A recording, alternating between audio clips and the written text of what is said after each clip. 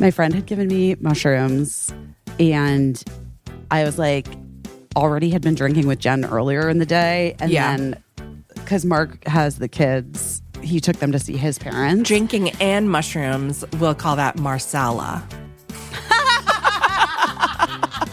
Oh my God, I love you. I don't know what I'm doing, but I'm doing my best. I'm recording. I am also recording.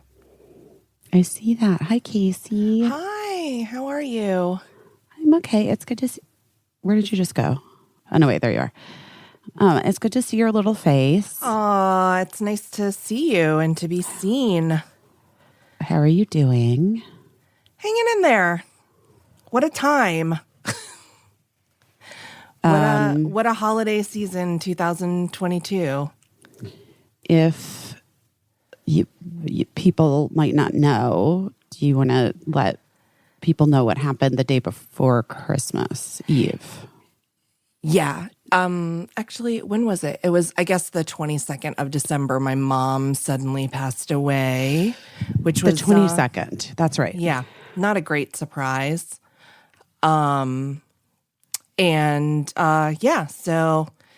it was just, I think everybody's holiday situation for the most part has been kind of weird, and everyone's like life situation has been weird because we're just not doing the things that we once would have done for whatever reason, whether it's because you're being like extra cautious because of COVID to take care of people in your life that are like maybe older or immune compromised, whether it's just because like travel has become insane and it's expensive. Like life is just different, life is just different than it was a few years ago. And so I think that I was already prepared to have like, just it's not the same. It's not the same when your whole family doesn't get together for the holidays. For me, I know for some people, the holidays aren't for them and they don't, they don't wish for that. But for me, getting together was always like a really special thing to see my kids like excited. But here's the thing, nothing's the same. Like, Right. They're grown up. Our parents are growing older. We're growing older. Yes. Anyway, so it was always going to be like what it was. And my mom wasn't going to travel out here for the holidays. So that's why I felt very lucky that when we did the QVC job, they were so encouraging. Mike, who works at QVC, was so encouraging. And I said on the podcast, like, I'd love to, instead of going home right after this, I'd love to go to Cape Cod and visit my mom. And he said, like, oh yeah, we have a strict policy that you always visit your mom. Like that's a rule here. So if they hadn't been so easy and delightful, I might not have done it. I might have said like, oh, it'll just be easier after the new year or whatever. So I'm so glad I did it. Yeah. And, so it just, there's no two ways about it. It sucks. Yeah. And, it's weird because I think everybody can identify with, not always having the easiest relationship with your parents. And I didn't have the easiest relationship with either of my parents. But my mom did the work, She was there as much as she could be and did as much as she could. And especially after I had kids, that was her dream come true, and she was at a point in her life where she could just do everything, like live her wildest dreams in terms of like family or whatever. So it sucks, and also as you grow up and you grow older, you like let some of the hard shit go, I think both of us did. Yeah. And so we had gotten to like a good place, which I'm really glad about.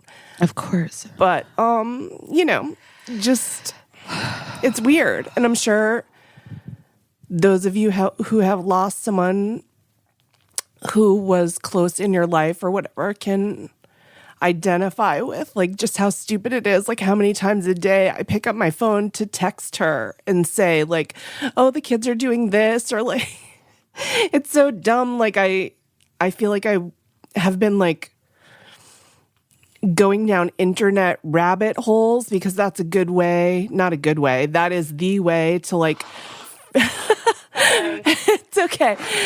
That's how I like numb myself out and calm myself down, and and I'm not trying to like divorce myself from reality or whatever. I'm just trying to like get some moments where I can like maybe feel nothing or whatever. But anyway, just like it's so funny how many times I'll go down like an internet rabbit hole of like, I'm looking at vintage stoves, like that will soothe my brains and like cool off my brains for a second. And then like it just winds up being something that I'm like, oh, I have to text this to my mom. And then, So anyway, and it just has been stressful because like, I mean, besides like someone literally just dying suddenly and unexpectedly, it just has been wild because it was like so close to the holiday. And first of all, that slows everything down. And like, bless everyone that like does these jobs or whatever, but like they don't know me, and and they're just doing the best they can. They just want to get to their like day off to spend with their families. So like my mom's phone was missing for days, and like we just literally had to like mount a DIY private investigation to find it, just because we didn't want it out there in the world, in case it had like sensitive information on it. And it just turns out that it was like down the hallway and in a closet at the hospital. And, someone could have looked for it at any point, but it, but they didn't. So it just took like, I don't know. It took like several days to locate her fucking phone and, other things that she had with her when it happened. But nothing, like whatever, like if everything else was missing, we just wanted to make sure the phone was safe and like hopefully maybe get pictures off of it or whatever. But anyway, it was there. It was safe, locked away in a closet and not stolen by anyone. But that's just the kind of thing. It's like a rock in your shoe, that's like causing you anxiety over the time. And then I messaged our friend Paul F. Tompkins because I felt like he would uniquely understand and laugh, because I don't think he'll mind, because this is an old bit from his comedy, but like when his mom passed away, which is really like the first time I think that we like, that, I don't know, that we spoke at length about it. We had definitely been friendly before, but we really, really talked a lot around the time that his mom died. And he was doing a bit in his comedy about how people kept coming up to him and saying, oh my God, I'm so sorry for your loss, and how he couldn't help himself from saying, not as sorry as I am, just to like, oh my God, make people feel awkward. And so I was thinking about that, but I was thinking about it because you just like, my mom didn't leave a will. That's one thing I want to tell everyone. Get a will. She had just started talking about it on that visit in December. Like, I should think about doing this. And I was like, yes, because it's something that I brought up to her a number of times. And I get it. Like, nobody wants to think about, nobody wants to think about that. And I have a will.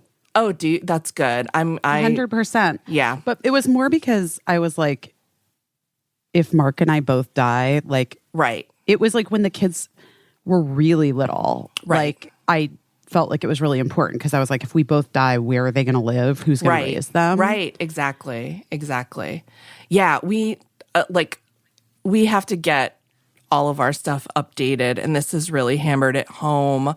But I want to say it's like when we talked about like depression in kids and how sometimes parents are afraid to talk to their kids because they think saying something out loud will make it more true.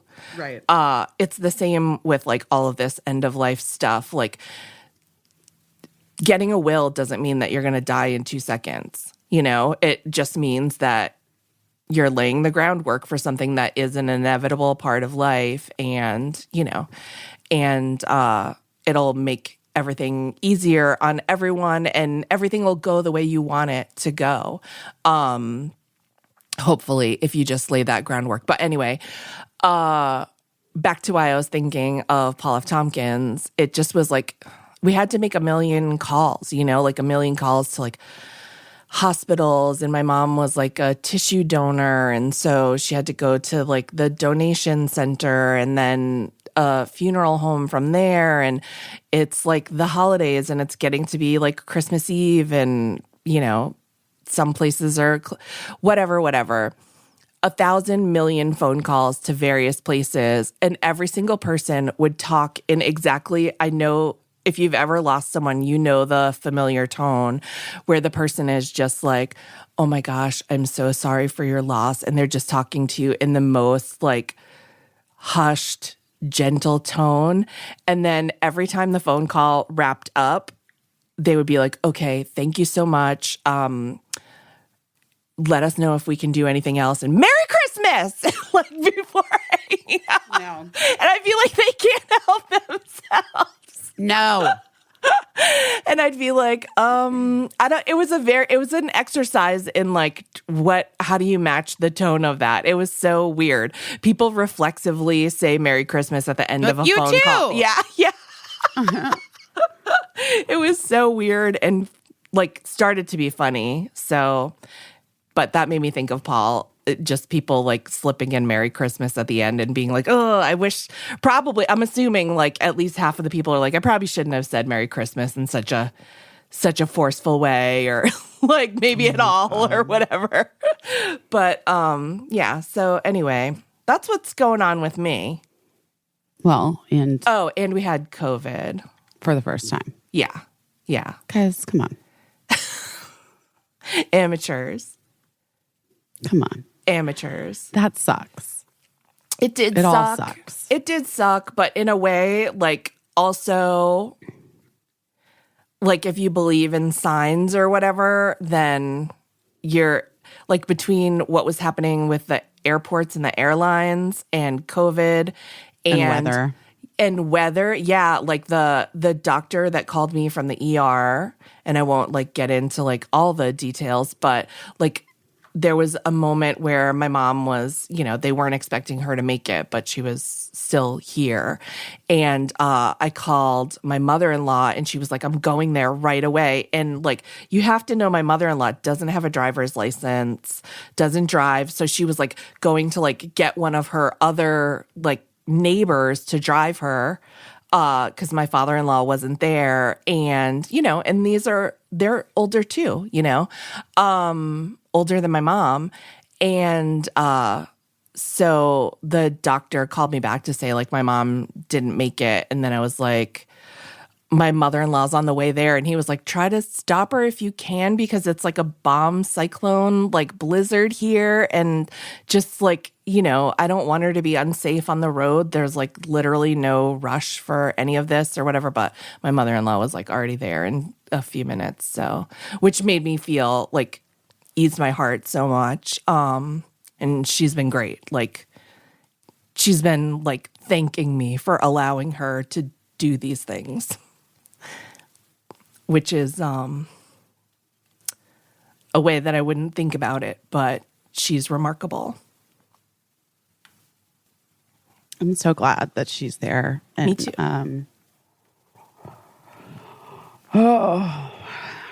It's really hard to be a person sometimes. It is. Yeah. It is. But also, like, people have said so many kind things, and, you know, so many times, like, I know you just feel like you don't know what to say and you stop yourself. But some people just haven't. They haven't, like, put that filter on themselves. And, like, for the most part, it's been just really wonderful to hear what people think about when something like this happens, like if they feel like they have something to offer. So I've been so appreciative of that. Lincoln's girlfriend, Ivy, who is, you know, she's just a kid. They're just kids, but she lost her mom. And she was just telling me, like, I don't know, it's kind of private between the two of us, but I'll just say that, like, it has to do with, like, imagining butterflies and, you know, and it was really beautiful, everything that she said, and I really appreciated it. And just people have said a million kind things that I have appreciated and things that have made me laugh too. So, you know. And my family is amazing. You know, that's very lucky. It is very lucky. Yeah, because I know so many people have, like, so many people have been, I'm sorry, I was just laughing at another thing. Well, fuck it. I don't think my uncle listens to this podcast, but I literally called my mom's, like, one remaining sibling. So both of my mom's parents have passed. Right. My aunt has passed, my mom's sister, now my mom. My mom didn't have a partner. She was single. And I called my uncle and I was telling him, you know, that we're going to do a service in the spring because, you know, the weather is rough and it's hard for, you know, especially for older folks who are friends with my mom to, like, come out or whatever. We want to wait until it's comfortable. And then my uncle goes, "It's just me now." And I was like, "What?" And he was like, from my family, it's just me. I'm the only one left. And I was like, "Yeah, me too." It's like, both my parents are dead and I'm an only child. I'm an orphan. You're an orphan, Caissie. Oh my God. And he goes, "Oh yeah, I guess." Oh my God. I was like, I have bless to his go heart. now. I have to go now. Oh my God. But it's funny. I mean, it's funny, you know, the things that people think of, and, like, we're not super close, me and that guy. So, you know, that's just what he thought of. I guess he was like, "Oh yeah, I guess you're all on your own too." I mean, I'm not on my own. He's not either. Right. He's married to a person. Okay. He has children as well. He needs to take it down a notch. But anyway. But it did make me laugh. Oh, that is fucking trippy though. You know what I mean? I guess it just, like, never occurred to him that he would be, like, I don't know, whatever. All right. Okay. Oh my gosh. But yeah, you know, it's like, I don't know. I'm learning, you know me, I'm always like, what's the lesson here? So I'm learning a whole bunch of fucking lessons. And yeah, it's not great. It's not great. No. But, you know, but there are good things. I think that she was in the place that she wanted to be and living, like, the best life that she could imagine for herself, which I don't know. Does that sound, I don't know if that might sound negative. Like, I don't mean it negatively at all. I mean, like, if you asked her, like, what her dream life would be, I think, you know. That's what she was doing. Yeah, I think so. And I wrote an obituary for her, and I said which that, was amazing. Like, oh, thank you. It's really beautiful. Thank you. And I said that, you know, the circumstances that brought her to Cape Cod were too long to get into in an obituary, but that people should ask. And so, like, I'll just tell it a lot of people asked. So I'll just tell it really quickly for whoever. My mom loved to rent a beach cottage to have the kids come stay with her and us too, but mostly it was about the kids. But I'm going to be honest. I don't think anyone well, first of all, we lived near the beach in Connecticut. It was like less than a 2-mile drive to get to the beach. We weren't like on the beach front, but we could be at the beach in 5 minutes and like a perfectly pleasant beach, and everybody could like shower in their own clean shower and then get into their own clean sheets. So there was that. And so we'd always say like, Mom, you shouldn't waste your money on like renting a beach cottage because we live in a beach cottage. The other thing is like, the kids in many ways take after me, and like I don't know if it's an OCD thing or whatever, but like I don't love to sleep in strangers' beds. I don't love strangers' bathrooms. I don't love eating off strangers' assorted dishes and flatware. It's hard for me. Like it's not even that I don't love it, it's difficult for me. Sometimes it's really difficult for me to sit on like a sofa that has like a stain on it. Not that I'm like snobby or whatever. It's just that like I don't know what that stain is. It was there before I got there, and it's just hard for me. Like I can never settle into like my body in situations like that. And the kids are kind of like me. Like they're not being snobs. They love plenty of like rustic and rough things. It's hard to be comfortable. It's actually like difficult, like psychologically, and it becomes physically difficult. But like the thing is, my mom didn't care about anything like that, and she was having a hard time hearing that like that wasn't like our favorite thing to do. Mm-hmm. And every year it would be like, oh my God, like one year she used to get this place in Rhode Island to take us to. And it was like, like some beach cottages are amazing, and some beach cottages have like mushrooms growing out of the bathroom floor, like a soft floor. And like one time we went to Rhode Island, and like the kids were already like, they had the regular amount of like, I feel weird in this strange cottage, whatever.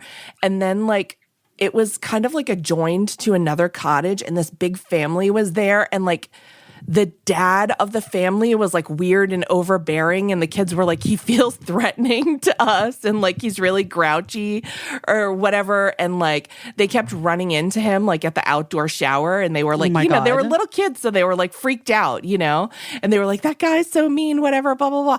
And then that family, the water was so rough that year in Rhode Island. And like, I just remember being terrified of like letting my kids go in the ocean because like the waves were so big. And I was like, they're going to get knocked down by the waves.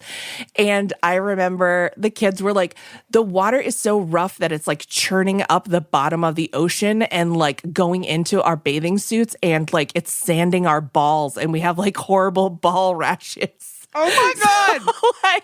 So it was like a big, I got like an eye infection. The kids were having to put like ball rash cream on themselves. But then that family, that like chaotic family, one of their kids like got washed out to sea on a floaty, and like the Coast Guard had to go get them. And they were like, I don't even know, like a mile out. Oh my God. The kid was okay though. Yeah, the kid was okay. And it was like the talk of like the compound, like, oh shit, this kid got washed out to sea today. The Coast Guard had to get them. And we were like, oh shit, it was like one of those kids next door, whatever. The next day, another one of their chaotic kids got washed out to sea. No! And the Coast Guard had to go get that fucking kid. And then the family just went straight back to the cottage, packed up their stuff, and left. So that was like a positive for the kids. Were like, at least that chaotic, threatening family is gone. They just couldn't handle like possibly losing one more kid, like getting washed out to sea. But so anyway, I'm making this short story very long. Anyway. One year, my in-laws, who had retired to Philadelphia, decided that they wanted to move closer back to home where my sister-in-laws lived in Massachusetts. And so they bought a condo in Cape Cod. And so that year, my mom rented a cottage in Cape Cod. And she was like, this is so that like we can hang out with Matt's parents and we can all like go to the beach together, et cetera, et cetera. And I was like, that's really nice, you know, that's very nice and thoughtful of you. In like a thing, like if we're being honest, she wasn't always being the most thoughtful because she was just thinking of like her vision of what this like perfect family vacation was. And it often ended up being like only her idea of a perfect vacation. So anyway, we went to Cape Cod and we stayed in the cottage, and the kids, I know she was getting irritated because the kids kept asking if they could stay over at Grandma and Pop's condo because they didn't like the sleeping loft for the kids was in the attic and it was, you know, cobwebby, whatever. And so we were dealing with that. And then it was like really bad weather. It was rainy all week. And I'm going to be honest about my mom. I think that she struggled with some depression issues. And I think that a lot of times she could be really kind of salty and pessimistic, you know? And I think that was just a result of like, she didn't have a fucking easy life. And so when she envisioned something like this and spent her hard-earned money on it, like she wanted it to go perfectly. And, you know, and she didn't always handle things not going perfectly the way she wanted them to go very well. So anyway, it was bad weather. We ended up like hanging out at Matt's parents' condo a lot because it was nice and it was new and it was pleasant to sit around in the rainy weather. We couldn't do anything outdoors with the kids. But my mom was being really salty and she was like really... like it was noticeable and kind of like I was getting like a little embarrassed because she was like sulking. And so I took her aside and I was like, hey, what's going on? Like, I know it's a bummer that we can't really do all the things we planned, but like, are you okay? And to her credit, she was honest. She was just like, you know, it's always been my dream to retire on Cape Cod. And now Matt's parents did it. And I was like, yeah, that's, you know, that's amazing. Like, that's great. Now we know someone that lives on Cape Cod and like we'll have a reason to come here all the time. And she was just like, I just feel like, you know, I just feel a certain type of way because like they're married and they're together and they, you know, are in a financially better place than I will ever be because I'm alone. And, you know, and I was like, listen, all of that's true, but like, it's not productive. It's not healthy. It's not just a healthy way to think about this. And I was like, instead of sitting around here and like feeling bad for ourselves, why don't we just for fun go look at some properties that are available in Cape Cod? Like, since it's raining anyway, like let's get out of the house and like drive around. And she was like I said, she could be really pessimistic. And she was like, no, that's stupid. And I was just like, we're just going to go look. We're just going to take a ride and look. So we went to this one place that was having an open house, and it was like, it was a condo, but it looked institutional. It was just like a box, and it was right out on a busy road, and it was very, very outdated, and it was on the ground floor. So like basically the view was just like people's legs like walking by. It was like, it reminded me of like Laverne and Shirley's apartment, but not as good, like more, you know, more cramped or whatever. And we went and we looked at that place, and it was $300,000. And my mom was like, this place is awful, and it costs like more than twice what I could ever afford. And so, like, if anything told you that I was right about my dreams being dead, this is it. And I was like, okay, I hear what you're saying. Nobody was at the open house because, like, the condo was unsurprisingly, like, not drawing a lot of interest because it wasn't good. And so the realtor was so nice, and she was like, hey, what did you think of the place? And we were like, you know, it's not great. It's not, like, what we'd be looking for or whatever. Just, you know how you always pretend for the realtor, like, like, you know, like you're a serious... Someone's going to love it. Exactly. And so she was like, is there any other place that you'd be interested in looking at? And my mom was like, well, I've been looking at real estate magazines and, you know, the little flyers that they, you know, those little real estate booklets that they always have in vacation towns.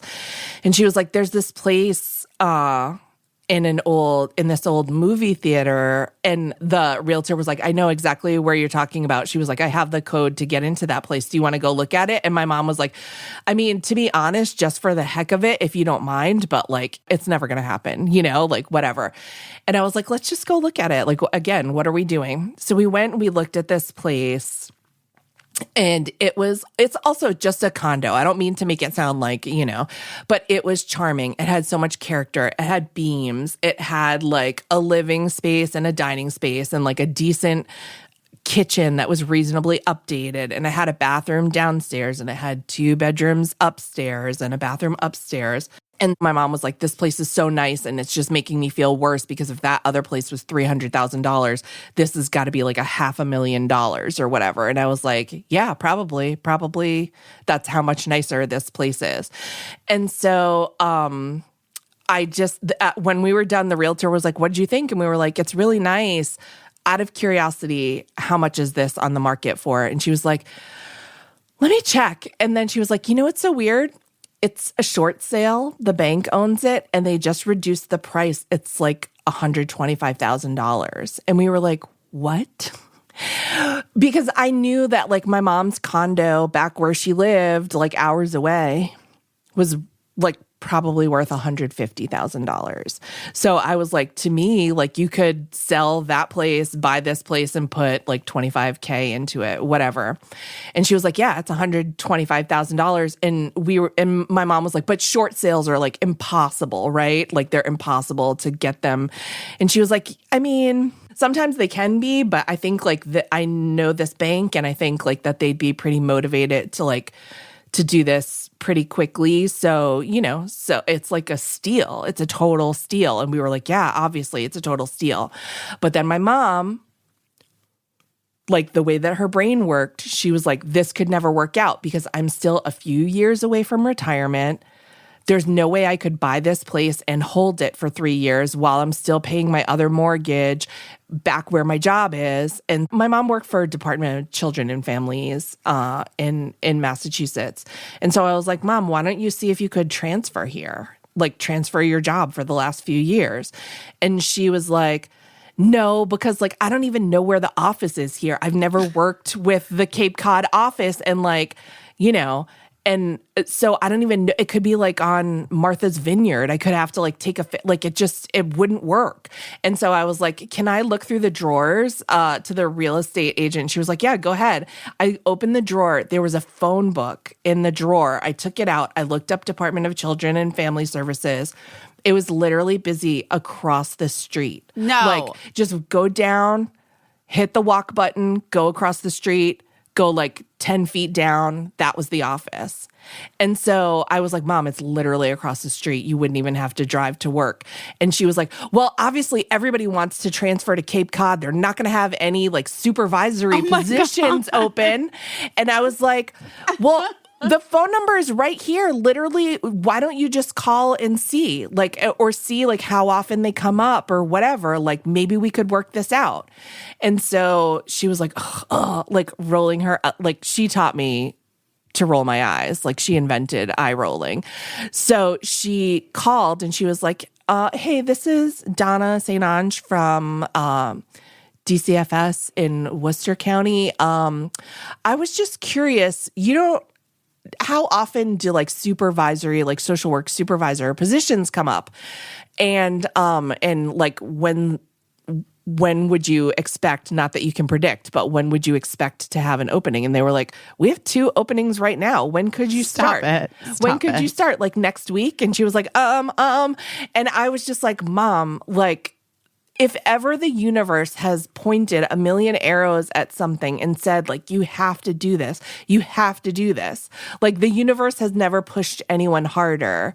And so, and so she did it. Like, but the whole way being like never believing this could be true for her.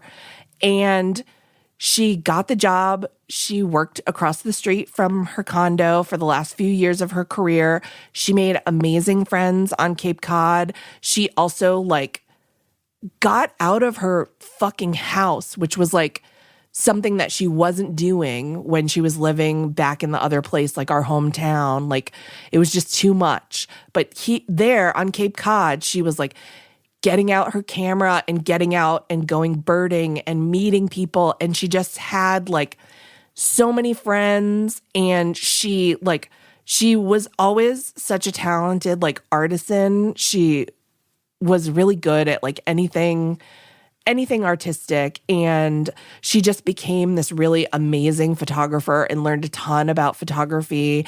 And she was just always out like taking pictures. And even after she retired and like her health started to maybe decline a little bit, and she always had like rough health. But even when it was like, she probably didn't physically feel like it. Like, she just emotionally felt like it. And she got out there and she took pictures. And so anyway, but that was the story of how like the universe was just like, bitch, we're not listening to how it can happen. We're not like, you've gotten away with it too many times. Not this time. You're moving here and you're gonna like have the life that you want and meet friends and be by the ocean and take pictures and win photography contests and all kinds of things that you tell yourself you don't deserve. But she got all those things, so I'm happy for that. I really love that story. Me too. She deserved it. We all do, Yeah. I mean, I really think that it's a good lesson in just like, in balance, like I believe in being pragmatic, and like I never would have pushed her into doing something that wasn't realistic. But also a lot of people are talking themselves out of things that are realistic every day and saying it's not possible. And I get it. They just can't believe, they can't believe that something good could come easily or not even always easily, sometimes with a little bit of a challenge, but, they just can't see how that could be the outcome. And I'm so glad that was the outcome for her. And yeah, and sometimes it just takes sometimes it takes every star aligning and being like, you have to do this. You have to. Because and I was saying to Matt that what I said to her at the time was, I get it that this is scary because it's like totally unknown and it's a huge change, but it's something that you were just saying like a few days ago was your dream, and you were so sad that you weren't going to get that dream. And now it's all been served up to you on a platter, basically, to try to reach out and take it. And so if you decide not to take it, that's your decision. And that will be a choice that you made not to have this. And so it really is up to you. And so I just feel like at that point, I don't know if she did it because of like, she was like, oh, I'll never fucking live it down if I don't like buy this place, or, every time I'm miserable about something, my daughter will be like, well, you could have moved to your dream place in your dream town and had your dream life, but you said no. So, but I was just really happy because she talked herself out of a lot of dreams over my lifetime. And that time she couldn't. She literally couldn't. The universe was like, no. Oh, guess what? Here's a job. Oh, guess what? You can afford this great place. Okay, wait, but that's like Casa Kismet too. It's true. It's kind of like, it's also a little bit what happened with me moving to New York, by the way. Athletic greens. Really do love our athletic greens. Yeah, that's an easy habit to carry over into the new year. One that I think has been very helpful to me. Well, we like it because, first of all, it tastes great. That's a fact. Yeah. It is one scoop in water, or you can throw it in your smoothie. And It provides literally better gut health, more energy, better immune system. And you get all of these things. 75 high quality vitamins, minerals, whole food source superfoods, probiotics, and adaptogens, all in one scoop. All in one scoop. You don't have to take a bunch of pills. You don't have to spend a ton of money. It costs less than $3 a day. You're investing in your health, and it's literally way cheaper than getting all of those different supplements. It's all in one. Yeah. And Athletic Greens has over 7,000 five-star reviews. It's recommended by professional athletes, leading health experts, and me and Caissie. If you haven't tried it yet, highly recommend. You know, it's good to have a green drink, guys. It's good to have a green drink in your life. Right now, it's time to reclaim your health and arm your immune system with convenient daily nutrition, especially because, you know, colds and flus, they're just coming and going. One scoop in a cup of water every day. That's it. No need for a million different pills and supplements to look out for your health. And to make it easy for you, Athletic Greens is going to give you a free 1-year supply of immune-supporting vitamin D and 5 free travel packs with your first purchase. All you have to do is visit athleticgreens.com/busy. Again, that's athleticgreens.com/busy to take ownership over your health and pick up the ultimate daily nutritional insurance. Listen, guys, if you haven't gotten Wild Grain yet, I don't know what you're doing with your life. But the truth is, Caissie and I became so obsessed with Wild Grain. It's so good. It's so good. Wild Grain is the first ever bake from frozen subscription box for sourdough breads and fresh pastas and artisanal pastries and all kinds. I mean, it's so delicious. And you pop that little frozen loaf of bread in your oven. 20 minutes later, your whole house smells like fresh bread. Steamy bread.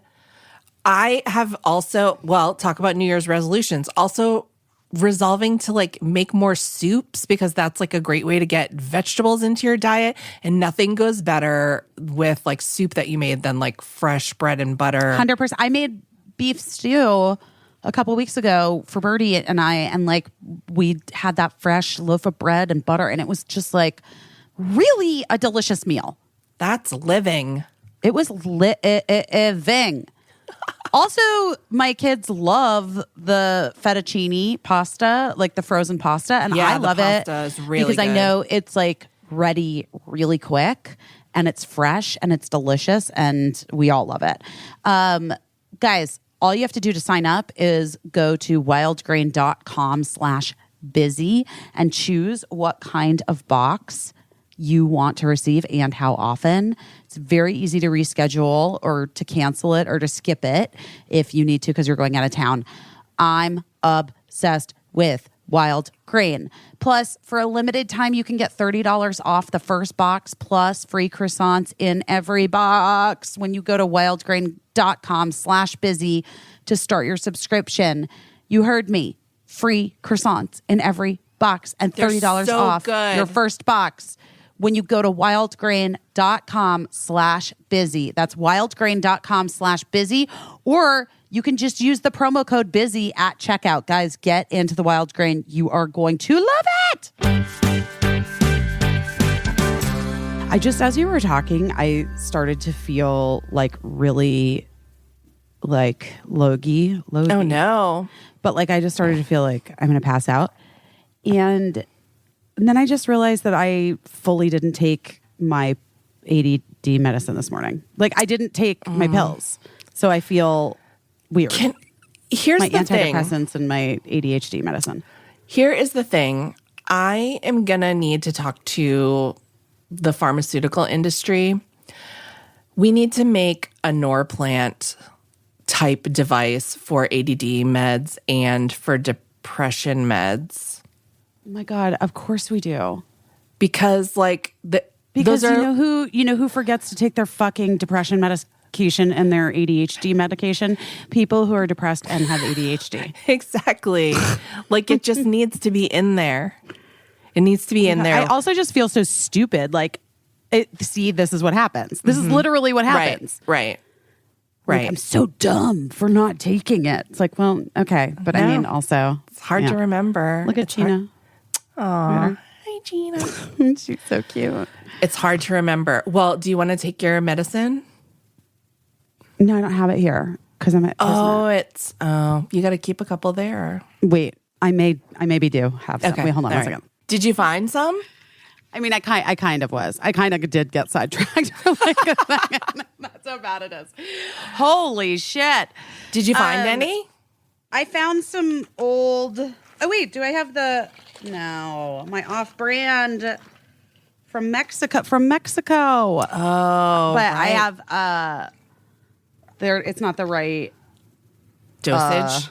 Yeah, but it's fine. I can take a couple and then it'll be fine. Well, be careful doing math on no medication. I'll do like half of my prescription because it's the middle of the day and I don't want to be up late. Wait, it's New Year's Eve. It's new. I guess I could be up late. Don't want to be up late. Oh my God, I know. I'm so mad it's New Year's Eve. New Year's Eve was already like the worst. Like I literally always the worst. Does anyone like it? Ever? I just saw that our friend Katie Asleton posted on Instagram that she was conceived on New Year's Eve and met her husband on New Year's Eve and that it's a good day. And so she has done much better with New Year's Eve than I ever have. I still haven't figured out what the fuck to do with New Year's Eve ever. All I know is that I wanted spinach artichoke dip tonight. From California Pizza Kitchen? No, Houston's. I was going to get it from Houston's. Oh, Houston's. Right. Or whatever it's called. It's not Houston's, but it's called whatever it's called. Weirdly, New Year's Eve was also my parents' wedding anniversary when they eloped in college. Oh, I did know that. So weird. So that like when I was a little kid, I really loved New Year's Eve because we would always get together at my grandparents and have bad Chinese food. Hello, crab rangoon. And do you know what I had? What? 2 nights ago. What? I went to this restaurant here with Jen and Birdie. And I did try an espresso martini, which was... Oh, I saw it on Instagram. Honestly, delightful. Mm-hmm. They're making a comeback. I know. Well, that was the whole thing. When one of the early times Jen and I hung out, like maybe the first time we really hung out, we went to dinner and the waiter came to take our drink order and she ordered an espresso martini. And I was like, what? And was like kind of making fun of her for it. And then she was like, no, it's all the rage. They're coming back. And so she made me try it. It is really tasty, but then it's like you're just going to be up all night, you know? Yeah, well, it's like vodka Red Bull, but like classier. I hate Red Bull. Red Bull, what does it taste like? It's cough medicine, right? Yeah. I've never liked energy drinks ever, which is so weird because I could, before I was diagnosed, I would self-medicate with caffeine for my ADD. Sure. But I could only do coffee. I could only do that, all that Starbucks all the time. Yeah. Andy Cohen is so weird because I think that I don't know if he's diagnosed, and sorry if you're not, Andy, and you're listening, LOL.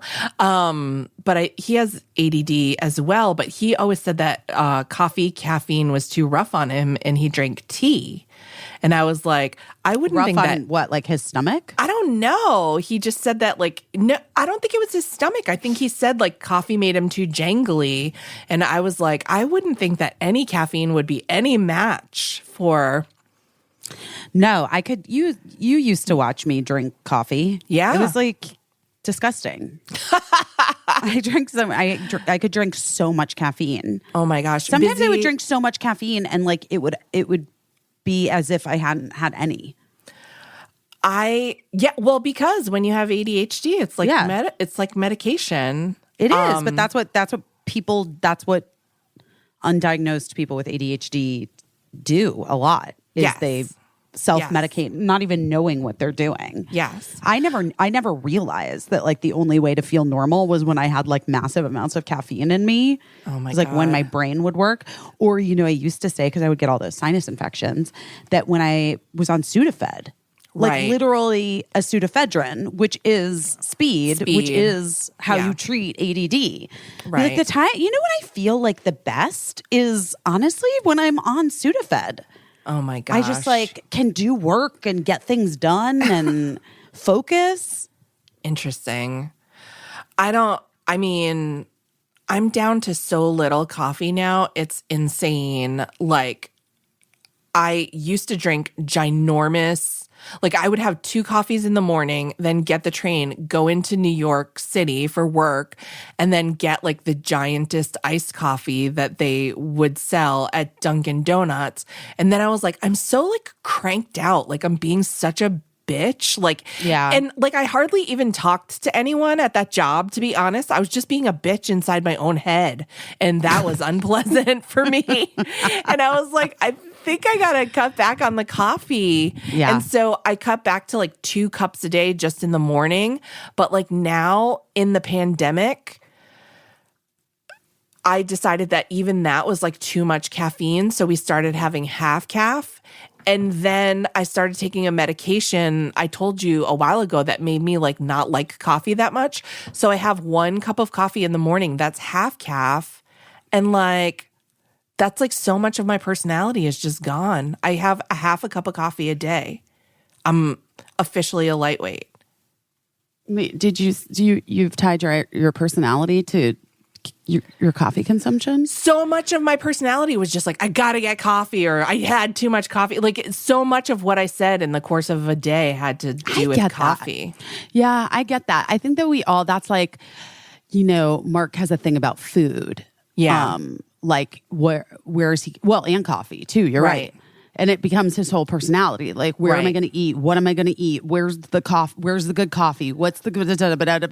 Like, and it's always like, those are the things, you know, when you go to Hoffman, you have to stop doing all the things that you habitually do. Right. And like, those are the things that people don't think of as habitual avoidance of like life. But those are the things that's like, you have to look at kind of the closest, because I mean, even for you to be able to acknowledge like so much of what I would talk about to people was this thing that isn't like, by the way, doesn't really say anything about you or them. Right. And honestly, like, I'm sure it makes people think like it's boring to other people. Boring. Yeah. It's boring, and people think that you're like a dull dolt when you're like... But you have to like examine why that's the default, right? Like, what are you protecting? Yes. And is it necessary for you to protect it? Yes. I really think it's interesting. Like, I wish Mark would go off. Mark, I'm sorry if you're listening to this one. But I do wish he would, because I think that those are the things that like... That's like the deeper layer of shit where you're like, you peel it back and you're like, what am I actually afraid of? It's a hard situation with Mark, because I will say I have benefited millions of times from him knowing where the best restaurant was and like making the effort to go there when I just would have been like, oh, I'm just skipping dinner or whatever.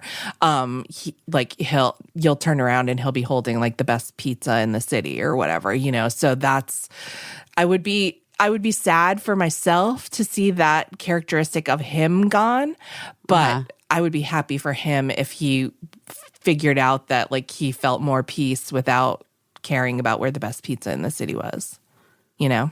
But maybe, I don't know, but maybe that just is who he is. I don't fucking know, guys. Who knows? All I know is like a coffee personality is not an interesting personality, and that's like a hard thing to reckon with. Because it's not even like, I wasn't even talking about the best coffee, just about how I needed coffee and how I had too much coffee and how I couldn't wait till I could have coffee again. And I realized that it's like kind of the ritual of it, I think, that I appreciated more than anything, but anything can be a ritual. And And so like, I guess it's about like making good rituals versus like empty, meaningless, repetitive rituals. Yes. I think it's kind of like why I like having text chats with people as a this is so weird. This is going to sound like weird. And like I miss seeing people in person, and we've talked about this before. So much of seeing people in person though is like, you look great. What's that outfit? What are you doing to your hair? Have you lost a few pounds?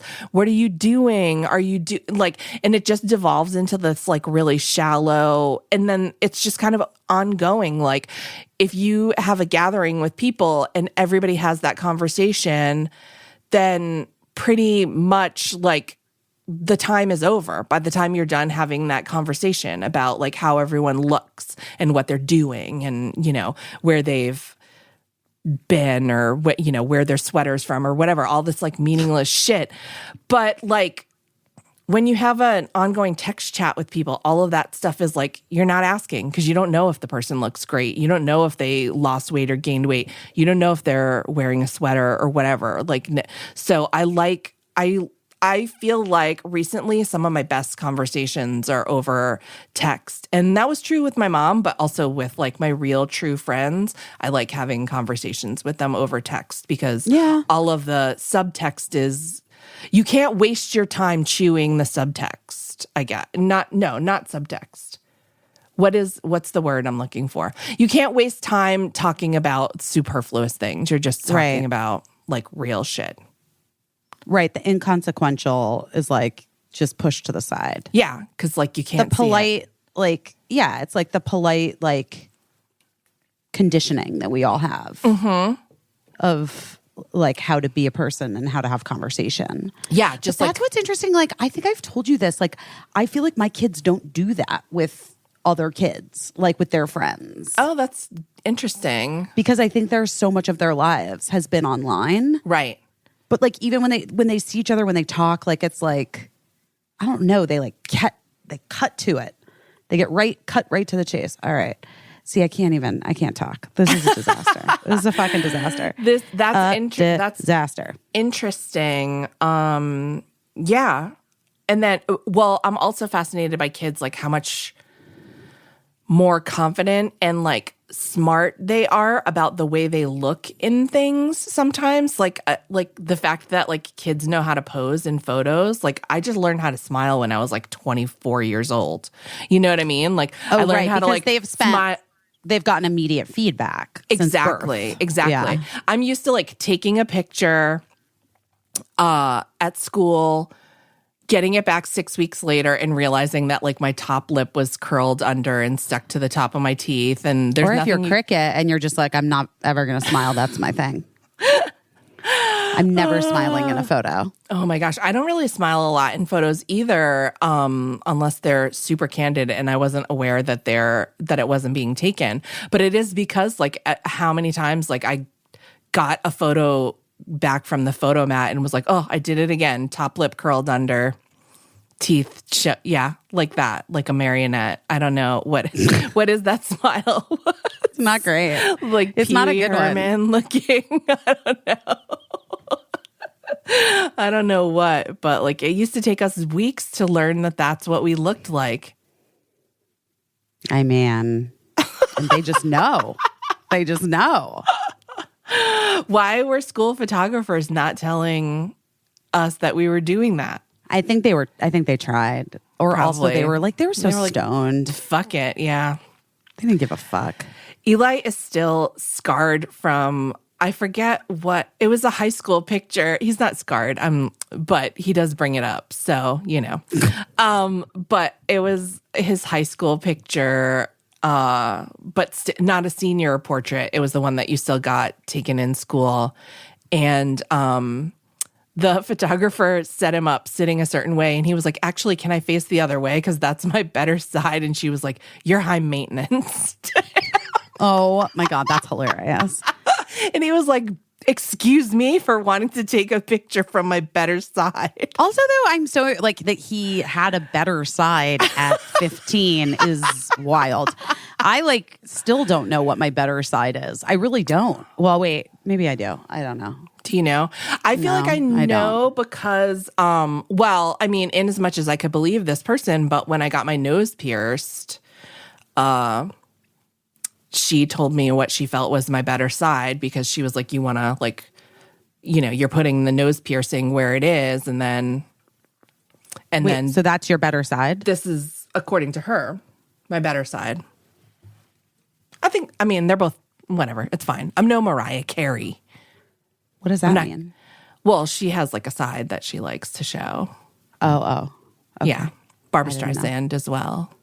I didn't know. Yeah. Yeah, a lot of people do. Yeah. I don't. I mean, a lot of people do, and then a lot of people are like, well, whatever. It's like, the world's not going to explode if you see the other side of my face. But some people will, if they're famous, make a whole television show, rearrange their set so that so that they can sit showing their good side. Yeah, that's true. I always think it's funny when people don't mention it.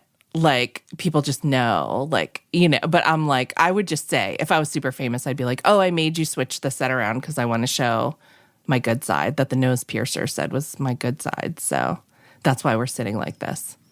Suddenly, that's why we flipped the set around. Does that happen a lot? No, it's so rare. That's why you notice it when it happens. Right. You know? And people have to be super famous in order to make that even happen. Yeah, in order to, like, can you imagine having the nerve? I want you to try that, though. When you do press for Girls 5 Eva, I want you to be like, ask Colbert or whatever show you go on, can you sit on the other side and see what they say? That would be so insane.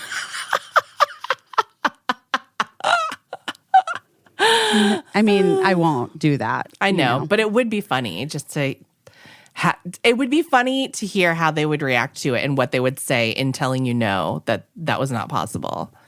Well, do you remember the whole kerfuffle with Jimmy Fallon when Girls 5 Eva, when we all went on together and they had these like 2 high chairs and 2 low chairs, but they didn't tell us that's what was going to happen. And my skirt was so fucking short. Oh, God. And they were like, you have to sit on this high stool. And I was like, I cannot. Right. Like, I will show my entire vagina.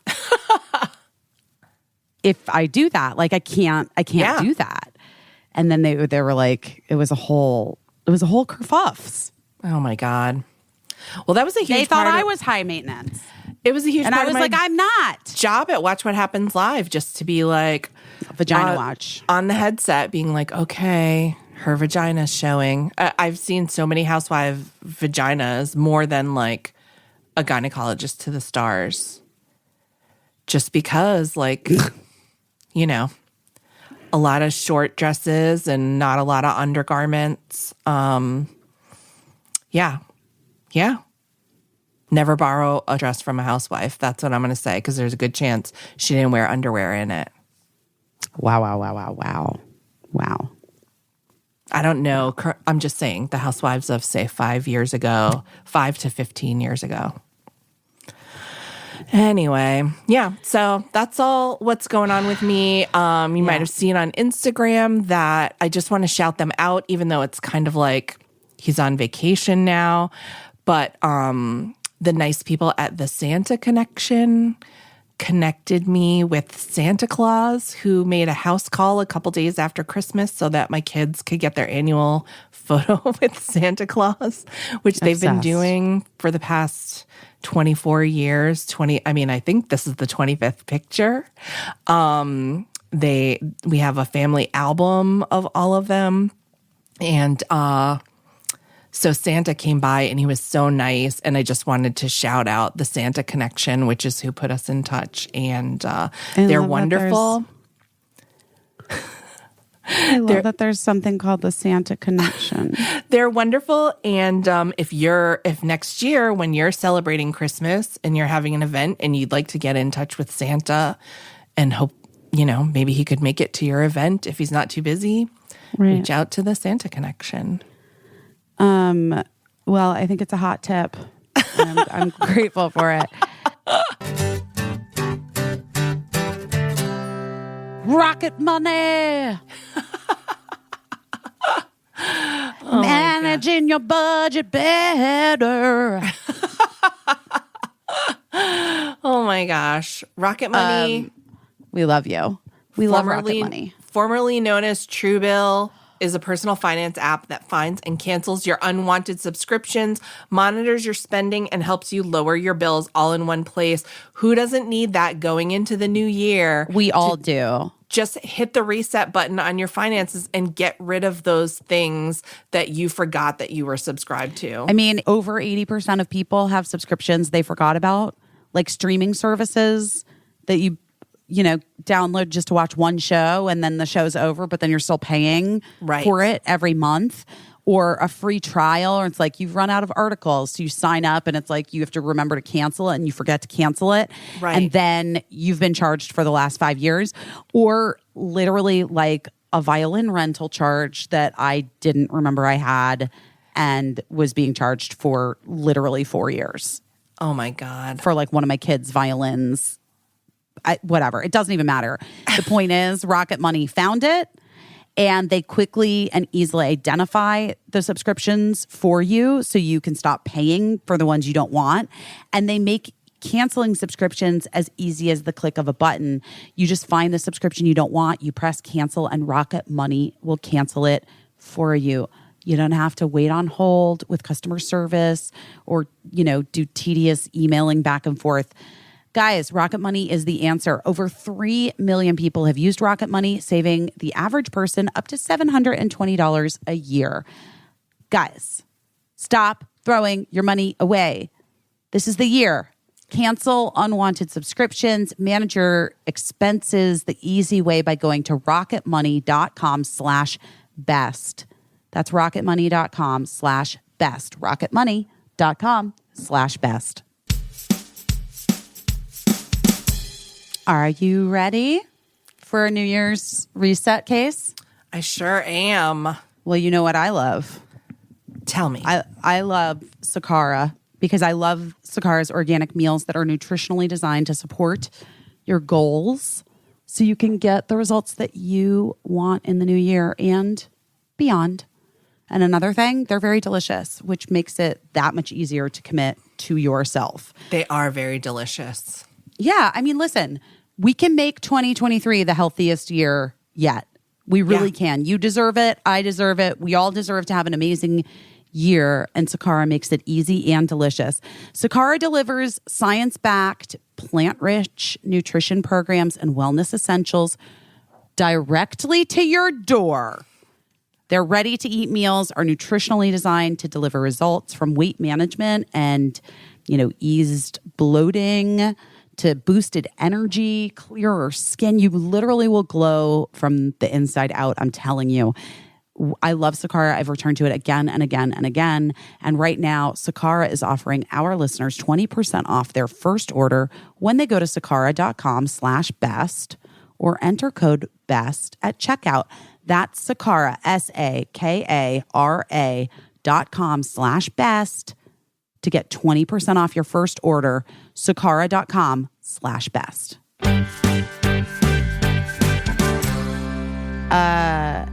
I am truly cannot get over the Andrew Tate being arrested because of Greta Thunberg. That's how you say it. That's how you say it. That's the correct way to say it. I was Oh, okay. I was not corrected, but there was a woman that actually is Danish. What is she? Oh, okay. What is Greta? Greta? I don't. Where is she from? Swedish. She's Swedish. Oh, she's Swedish. Yeah. Right. So my friend's girlfriend is Swedish. Yeah. And I was talking about the Andrew Tate thing, and she was like, "Oh, Greta Thunberg," and I was like, "Oh, okay, that's how you say it, I guess." Yeah. Because I was like Greta Thunberg. Anyway. Yeah, that's wild. I was reading that, obviously, I think a lot of people don't know who he is, who Andrew Tate is. I mean, he's just is that good news or bad news? I guess the thing, what I would say is that I think a lot of people who have teenage boys don't know who he is, and they should. Right. And they should know because he's just like... Yes, and the teenage boys, whether they think they're being ironic or whether they're like, it's a fucking thing. Birdies, this is like a thing that we have dealt with in middle school with boys in Birdie's class. And I,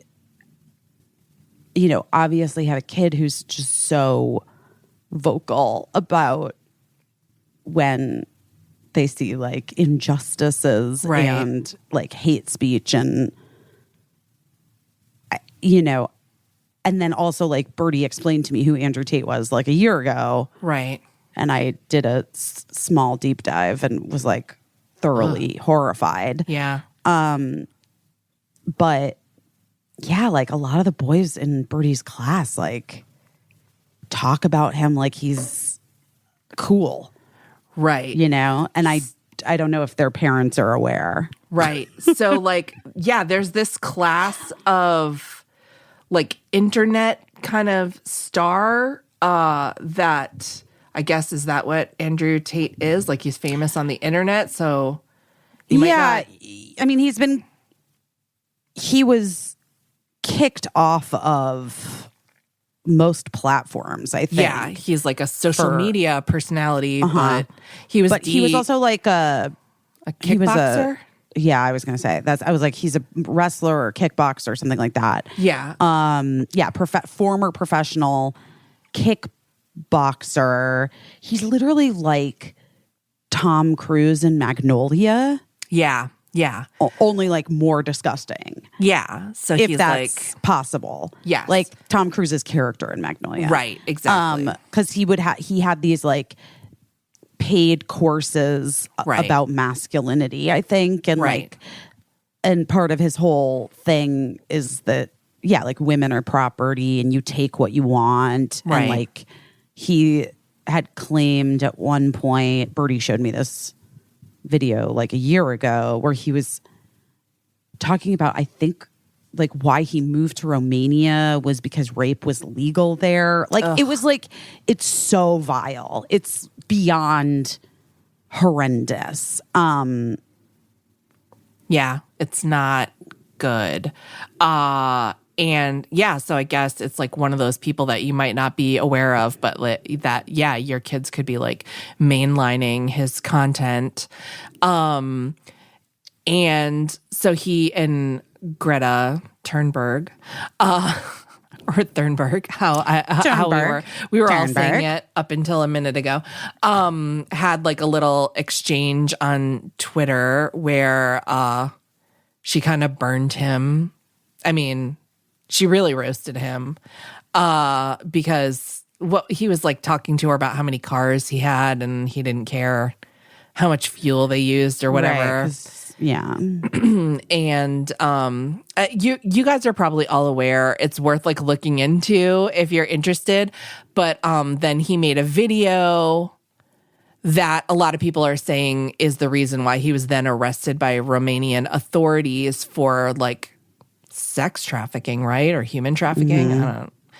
I think it was, human trafficking and and sexual abuse. Right. And so, but then people are saying, well, it wasn't really because of like the video. They have been like working on arresting him for a long time. I guess maybe it was just like the last confirmation or something. I don't know. There's like everybody's suddenly an expert all the time, but the timing of it could not have been more, I don't even know. Like, I mean, the timing was just wild considering.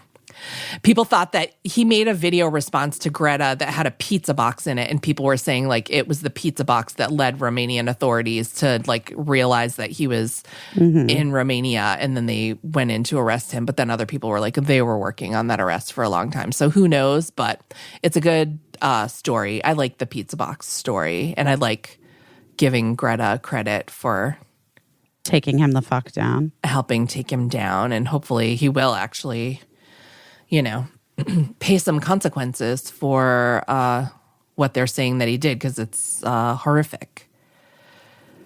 It's horrific. There's so, I mean, all the stuff with like Trump's taxes and how he was like paying taxes in China and none here, and like it's the corruption is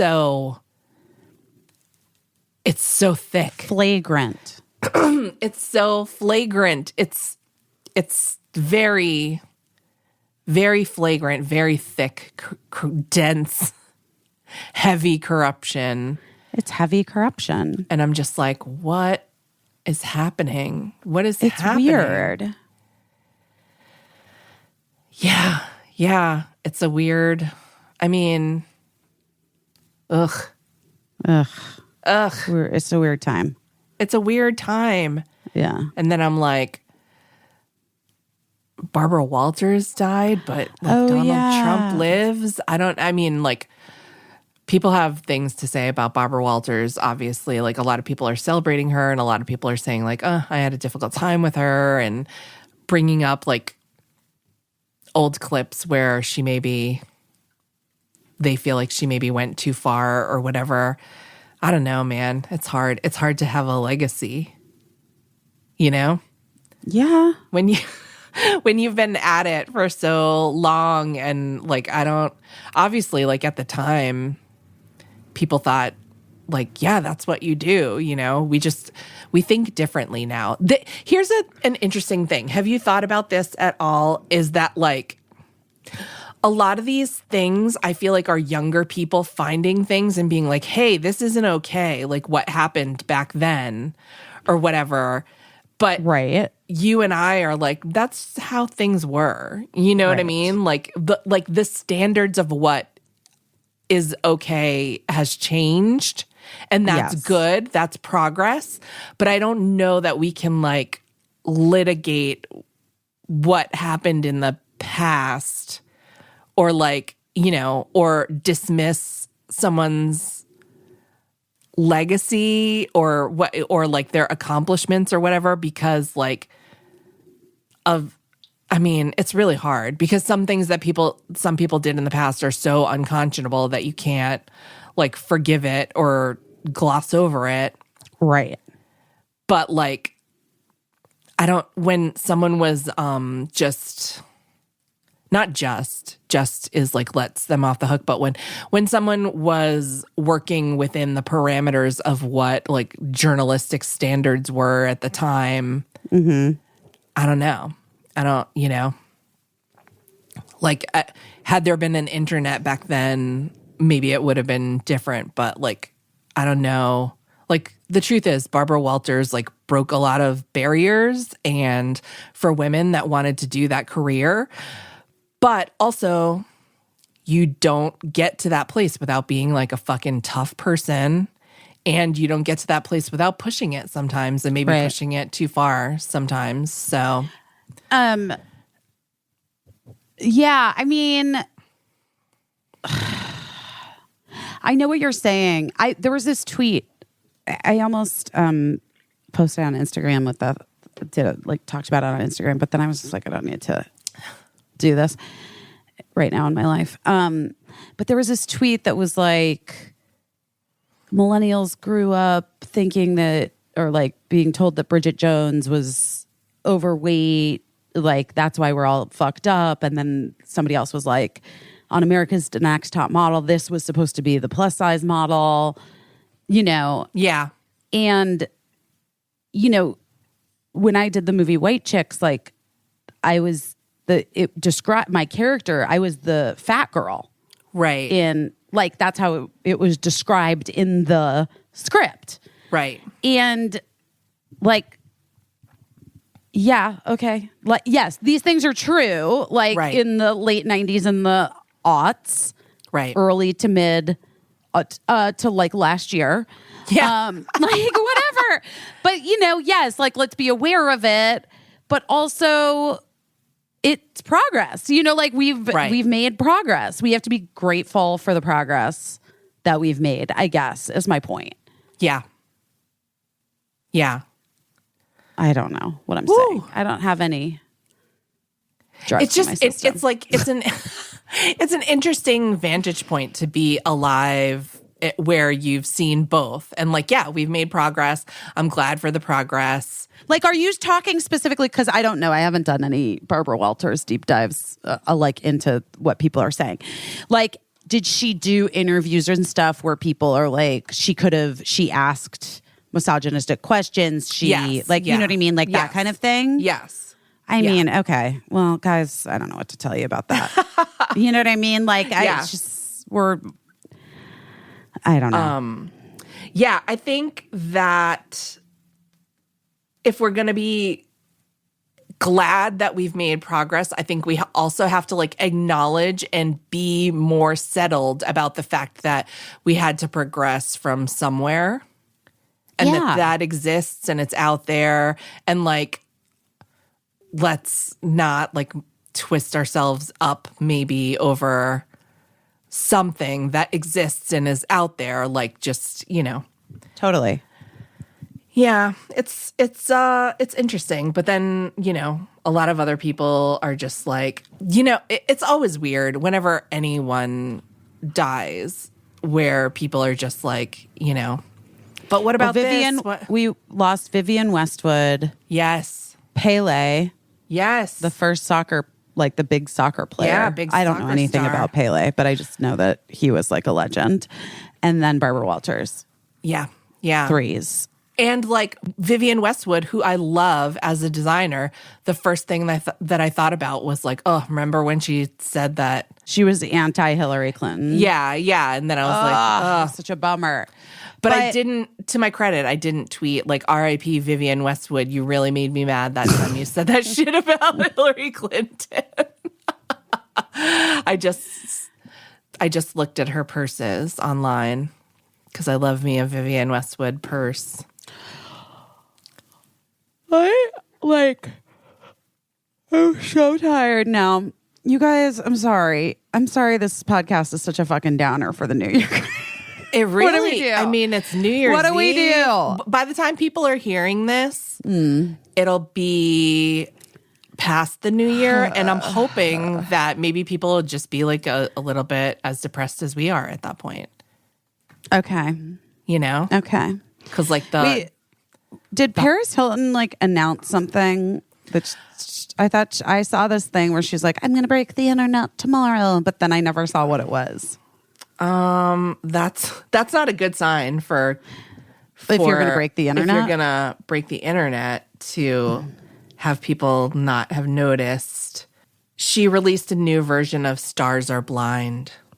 Oh my God, that's what I thought she was joining the Real Housewives franchise. I don't know. That's the lamest thing. Oh, wait. Okay. Here's 2 hours ago, Paris Hilton tweeted, 2022 was an iconic year, and releasing my new version of Stars Are Blind made it even more special. I have one more surprise for you all tonight to ensure I close out the year with a bang, like a wrecking ball. Can anyone guess what it might be? So I'm guessing she's going to perform on Miley and Dolly's New Year's Eve special. Oh, okay, fine. I don't know why I cared, but I just like it popped up in my timeline, and then I was like, "Ooh, I wonder if she's going to join the Real Housewives of Beverly Hills." I mean, she might. That doesn't sound like it. It sounds like she thinks breaking the internet is just her shitty music. But I mean, listen, sorry, Paris. Here's what I'll say with Elon Musk, like the internet could break at any time. So it's not like an outlandish, like you and I could break the internet just by, you know, the internet's just broken. It's not. She's been broken. she's been broken. She's been broken and she's trying, but it's not going great. It's not going great. And the internet doesn't heal herself the way. No, she's not like a starfish. So yeah. Oh God. Oh my God, you're so tired. That medicine that ADHD medicine made you so tired. No, it just hasn't hit me yet. But I also did go to a Fish concert last night. Which that was weird. It was weird. And guess how long I stayed? 40 minutes. Barely. Yeah. I was fucking one song of there. It was essentially one Fish Fish song is 40 minutes. It was essentially one song. My friend had given me mushrooms And I was like, already had been drinking with Jen earlier in the day. And then, because Mark has the kids, he took them to see his parents. Drinking and mushrooms, we'll call that Marsala. Oh my God, I love you. Anyway, but like, so then, and I was just like, honestly, I just didn't have anything to do yesterday night. And I had seen my friend Robin, who I love. I know that she and her husband are like huge fish heads or whatever they're called. Sure. Is that what they're called? Fish fans? Fish fin? I don't know. Fish heads works. That works. Like, it's funny. Yeah.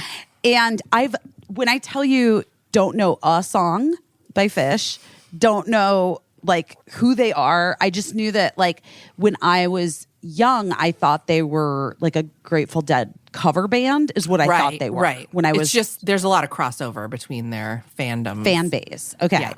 Right. But I knew that my friend Robin was like going to all the shows at Madison Square Garden. And I just was like, what a weird thing to do. Maybe I should just do it, and see. So I texted her and I was like, should I come to Fish? Now, I also want to say that my choice was either that or binge watch Fleischman's in Trouble, which I don't know if anybody's watched it, but I watched it. You watched the whole thing? Mm-hmm. Apparently it was very hard for Mark. Oh. I can understand under the circumstances. Yes. And also the fact that like Lizzie Kaplan was his best friend, Yeah. And so it just, the whole thing was like really weird for him. Yeah. But he said it was like fucking brilliant and loved it. He like loved it. Yeah. And loved Claire Danes and said that she's incredible. She is incredible. Yeah. And so I kind of wanted to watch it just for her. You know what I'm going to say? Huh. I would have watched it for Adam Brody alone. I think he's incredible. I love everything he ever does, and I love him so much. And I think he's every bit as nice as he is enjoyable as a celebrity. And I thought he was fantastic, even though his role wasn't the hugest. Well, I don't know. I just felt like that might get a little depressing for me if I was just like alone binge watching that. But anyway, so then I was like, I'll see if I can just buy a ticket online and go. So I did. Yeah. Robin's like, come meet us. So I did. And I got there like right as the show was starting. And they're on the ground level, Yeah. And I like waded in with her to their group of friends. Mm-hmm. And then they started playing and she and I were like chatting a little bit. And then there was this like man in his 40s next to us. And he was like, can you keep the talking? Stop talking. Like he was like so aggro because we were talking. And then all of a sudden I just like looked all around Madison Square Garden. This music's playing, these like white guys on stage and blah, blah, blah, blah, blah. And like, and now you guys have to remember that I had taken mushrooms. Hold on, I wrote it down because I have to tell you exactly what came into my head clear as a bell, because I think that you will appreciate and laugh at it. And what came into my head was, and I had to ask myself, was getting down to Fish at Madison Square Garden on the eve of 2023 just another way I'm complicit in upholding the white supremacist patriarchy? You're like, if Carrie Bradshaw was tripping balls and aware of her white privilege. And I was just like, I have to get the fuck out of here. And anyway, I was just like, I can't stay here. What am I trying? And I literally texted Mark and I was like, what am I trying to prove at Fish? What am I doing? And he's like, there's nothing to prove at Fish. And I was like, this is so dumb. I have to go. I got to get out of here. And like, no shade to people listening if they like fucking love Fish. No, okay. It's for you. It's for you. I'm not yucking your yum, whatever. It's wasn't not for you. It's not literally not my jam. Yeah. And I was like, I have to go to the bathroom. And Robin's like, bring me back a drink. And I was like, okay. And I just fully knew I was like leaving. Like I was like, I will, bye. Like never went back. And I texted her that I was texting with Birdie and that like Birdie wanted to talk to me, which was partially true. And sorry, Robin. And then I like went and got Mexican food and then came back and like cuddled with Gina and then was like DMing with this person I don't know. I mean, like it was I went on a journey. Yeah. By the way, I've never like really DM'd with somebody I don't know. Like, I don't know. It's interesting. Yeah. It is interesting. It's weird. You do it all the time. I do it all the time because I just think that, like, I don't know, I'm just accessible to people and people feel, and I here's a weird thing. I was always really weird about texting because I felt bad about like dropping off of a conversation until, again, our friend Paul F. Tompkins was like, you don't have to respond to every fucking text I ever send you. Like, you don't like, it's not an opening salvo in a conversation where I'm like demanding your attention. If like, it's okay if you just look at it and are like, haha, that's funny or whatever. Like, I'm never going to get mad about that. And I was like, oh, I didn't know that. But so that's like a thing with me. I have like all kinds of like, I mean, this is like a conversation that I'm going to need to have with like the world's best therapist whenever I find her. But I have all kinds of like imagined rules for like etiquette for things for which etiquette doesn't exist. And so like I think write them down. I think I think make it part of the canon. Yeah, I gotta do something productive with it. But I will usually have a conversation with anyone who's being like kind, at least.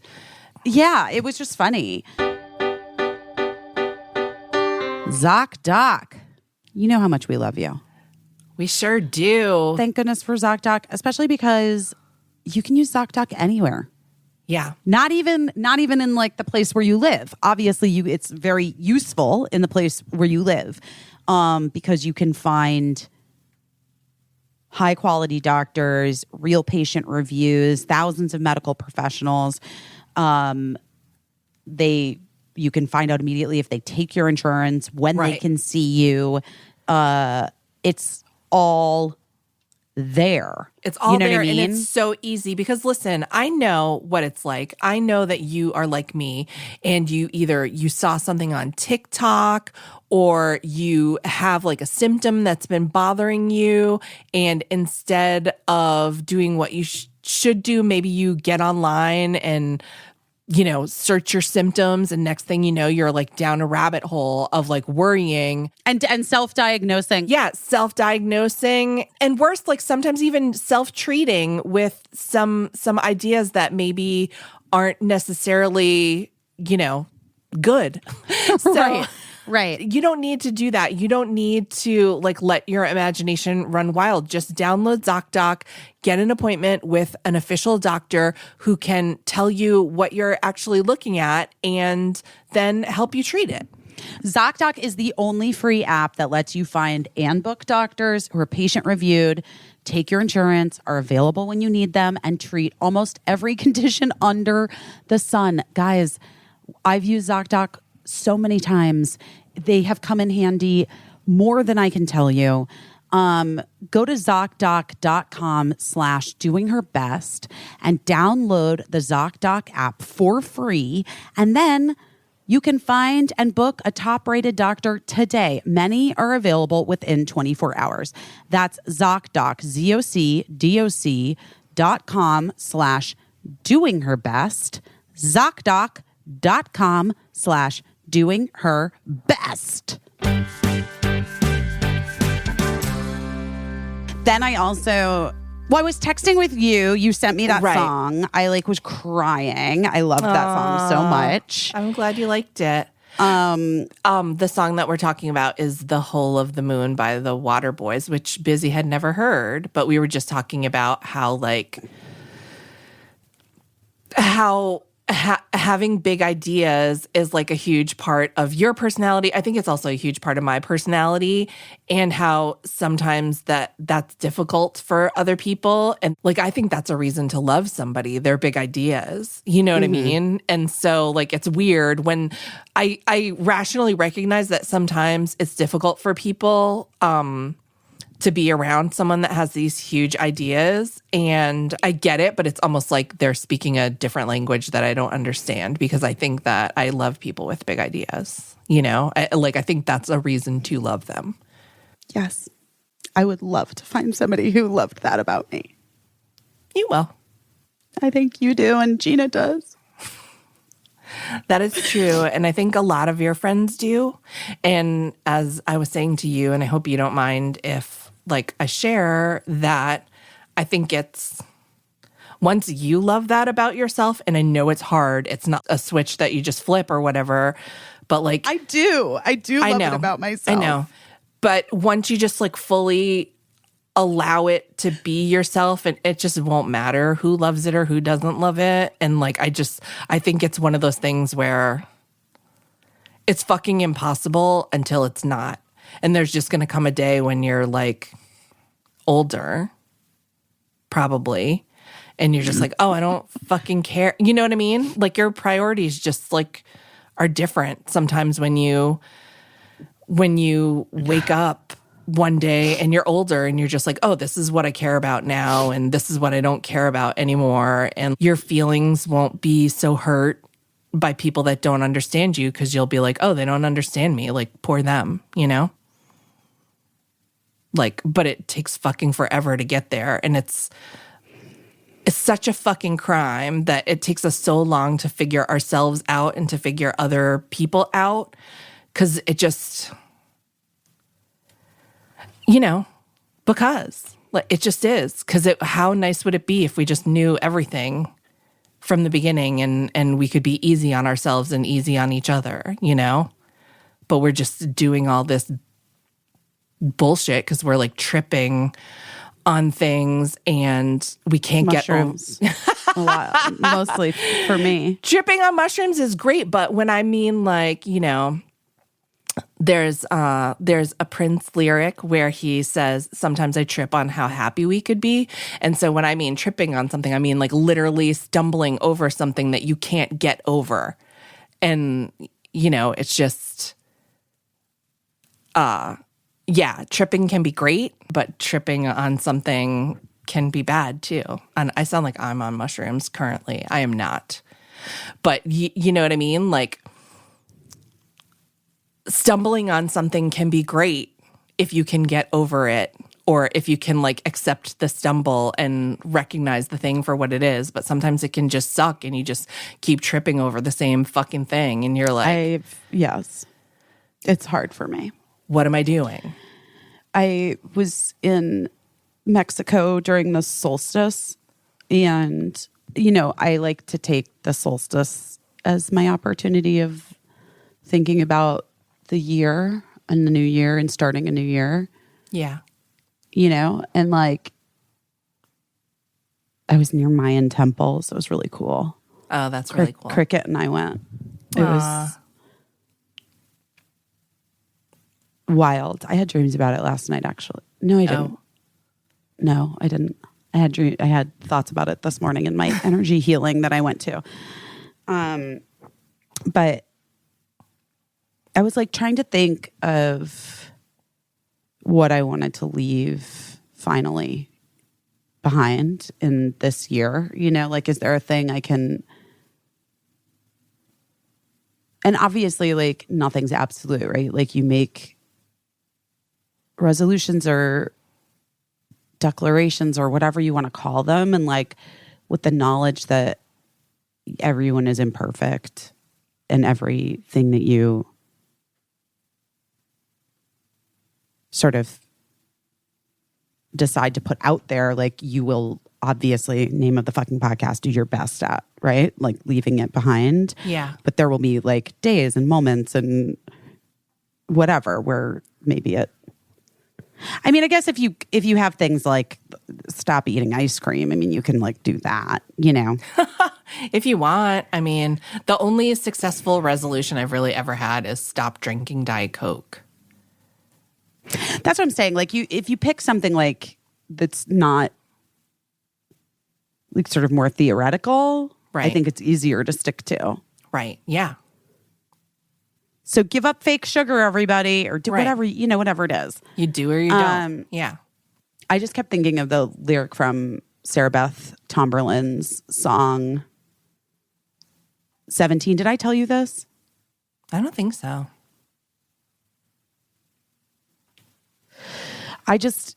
It kept coming like into my head for the whole, like for like 24 hours when I was in Tulum, you know, around the winter solstice. And the lyric is, you only love the people who don't love you back. What's up with that? Are you done with that? And it's a really beautiful lyric. And she sings it so beautifully. And I was thinking about like that idea, like why is that coming into my head? And I don't think that I only love the people that can't love me back, you know? Or that don't love me back. Ooh, maybe that's the bigger point, right? I think that I like have a tendency due to all kinds of fucking bullshit, you know, your upbringing and like your parents and all kinds of stuff, where I do really gravitate towards a thing in relationships where I like, I don't know, I find people who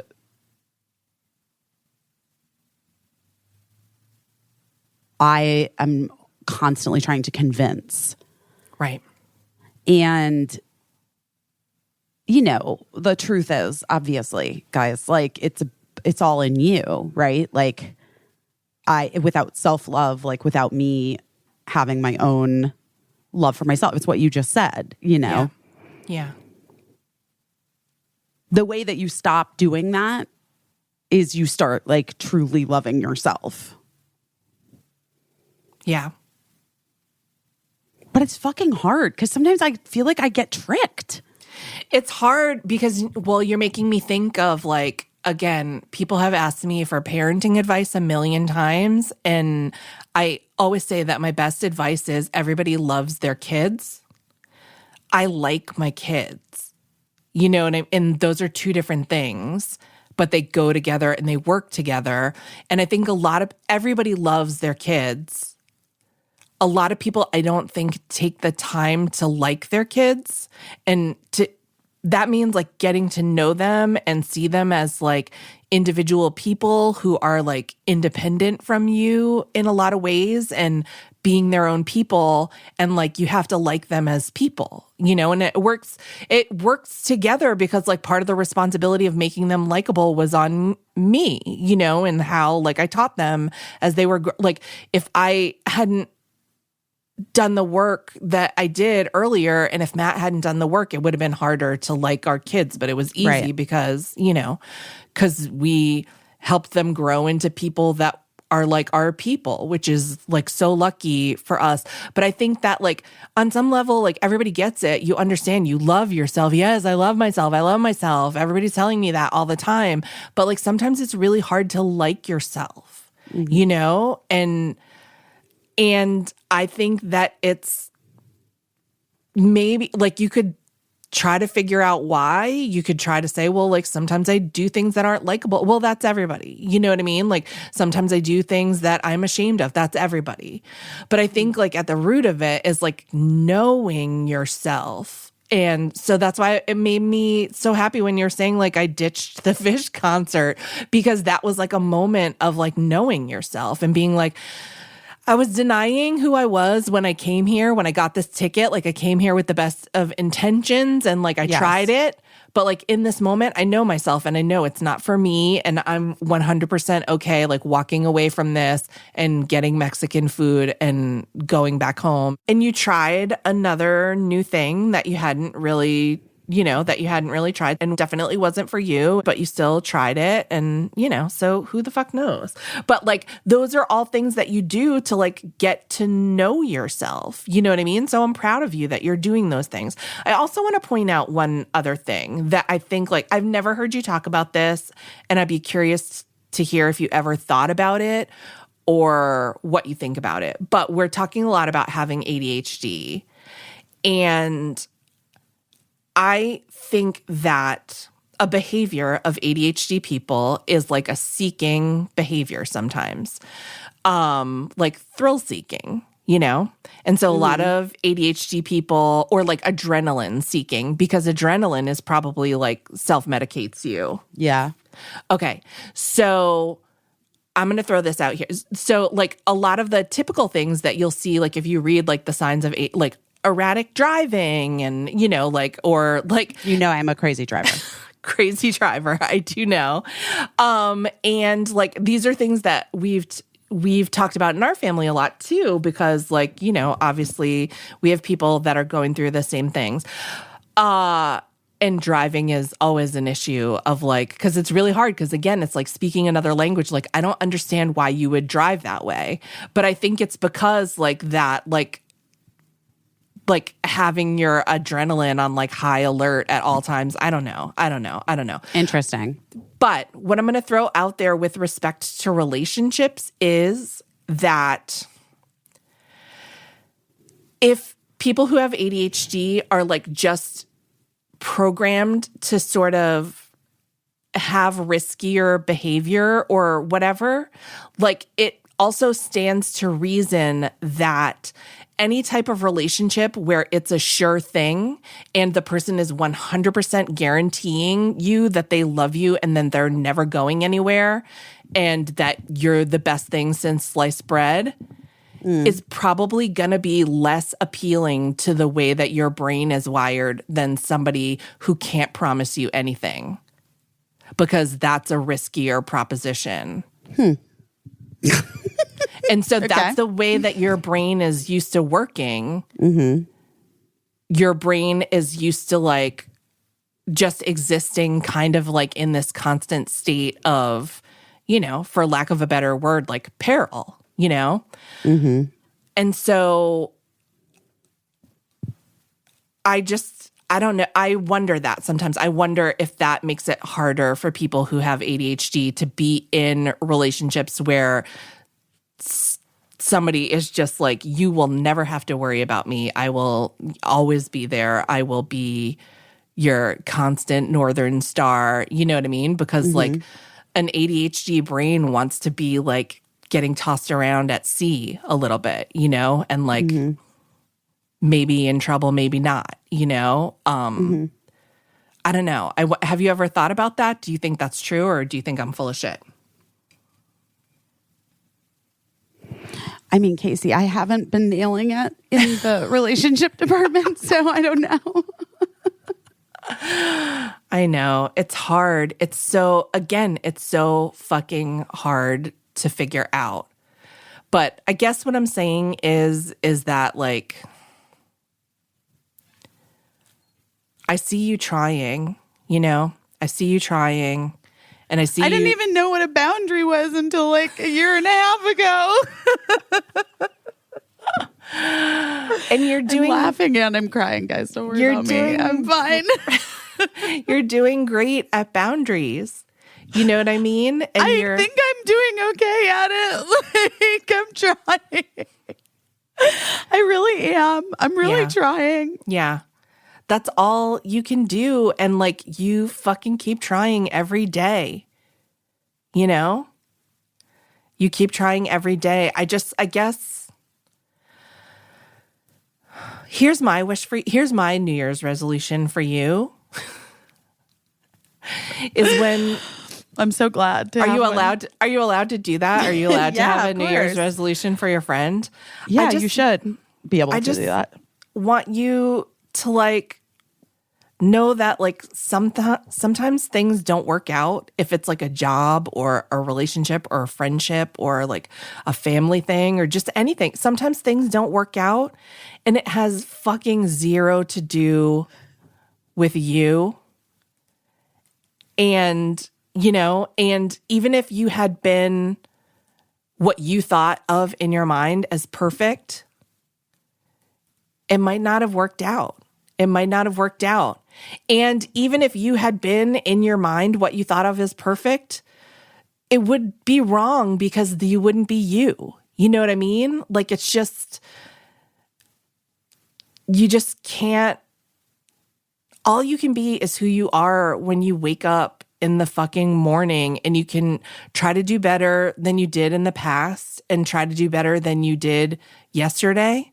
But if there, it's like what I was saying about like Barbara Walters and Legacies or whatever. If there was nothing to improve upon, like what would motivate us to keep going on? You know, if there was nothing to do better at, what would, you know, and if everything was a high, everything would also be a low because we wouldn't know the difference. So I just feel like someday there's going to be someone that loves every wild thing about you and, you know, thinks that all the things that any person ever criticized about you are funny or endearing. You know what I mean? Like things that everything that you're embarrassed about is cute. But the weird thing is it'll probably happen at like long after you give a shit about what anyone thinks of any of that stuff, you know? But then it'll all be okay. You know, it'll all be okay. You're doing great. You're doing great. And it doesn't matter. You're doing great and it doesn't matter because it's still hard. You know? But you're doing great. You're doing your part.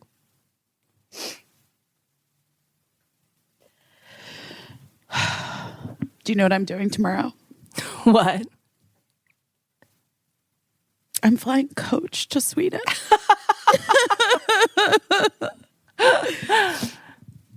Delta really did not want to hook me up, and that's okay. I get it. But holy shit, how am I going to do this? Just be glad you're flying. Well, I mean, it's not, you can't fly Southwest to Sweden. The Southwest thing debacle is wild, but it also has like so little to do with the weather situation and so much to do with their infrastructure. I read that they really boned it. Our editor, Josh, came over yesterday so that I could give him his holiday gift from you and I. He liked the bird pillows. The sweater that I got busy with Gina on it, our editor, Josh, also has 3 adorable birds, and I got him pillows with his birds on them.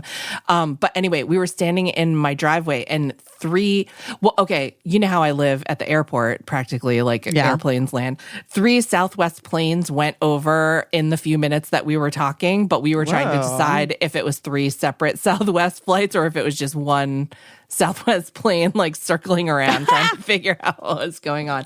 But anyway, I'm glad you're going to Sweden. Is it for like birdie purposes or you purposes?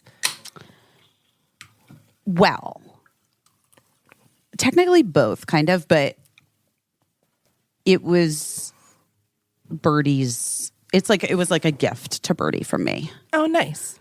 But I'm also like, I have nothing planned. Yeah. to do. And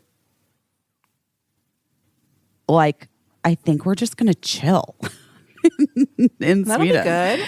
I actually am excited about it. I think it's going to be nice. I don't know. We'll see. I think it's going to be good. That's good. Yeah. Yes. I'm excited to, I don't know if I am. I don't know what I want to do right now. I'm having a hard time in this moment. Well, currently. I mean, yeah. Well, you'll figure it out when you get there. It'll be an adventure. Yeah, I think so. I have two separate friends named Martin who live in Sweden. So if you need any help From a Martin, from specifically? someone named Martin, yeah, I can hook you up. Well, yeah, I think I might. I don't know. The only thing I kind of wanted to do, but I don't know, but I think it's too far. I don't know. I want to like drive far up to where you can like see the Northern Lights, but I think it takes like a day. Oh, yeah. That's like my only bucket list item maybe is to see the Northern Lights. I want to too. I don't know. Like, again, that's like a thing that you can't just buy a trip to see the Northern Lights and demand to see them or get your money back. You know, it's like a chance thing. Well, there are some times that are better than others. Right. And the winter's good. Yeah. And wait, I found this hotel. I think it's actually like in Finland. Uh-huh. And I'm going to send it to you. It's so fucking wild. It's like these like giant glass igloos. Oh my gosh. And it's like specific for the purposes of like the Northern Lights. Do you know what I mean? Like it's like, that's the whole point of going to this place. Sometimes the Northern Lights visited Prince Edward Island, but never during a time when we were there. We never caught them. That always seemed seemed like a real fuck you from the Northern Lights to me, but you know, try not to take it personally. Are you confident driving in Sweden? No, I'm not going to go. I'm not doing that. This is also like it's in Finland. It's not. Oh, well, how long are you staying in Sweden for? Am I ever coming back? I don't know. Oh my gosh. I don't know. You just don't know. I really don't know. Sorry, I cried a lot. I just am sad right now. And yeah. It'll be fine. It's all going to be fine. And then you're sad. Everybody's sad. Yeah. We're sad. Guys, we're sad right now. What better time to cry than when you're sad? Yeah. That's actually what my energy healer said. She was like, grieving is valid. Yeah. And also like sometimes things aren't like even completely finished and you can grieve them. You need to grieve what you're moving past. You know what I mean? Yeah. She's like, you move past things all the time. Like people move past things all the time. Yeah. And like, I'm like grieving a particular idea in this moment, you know?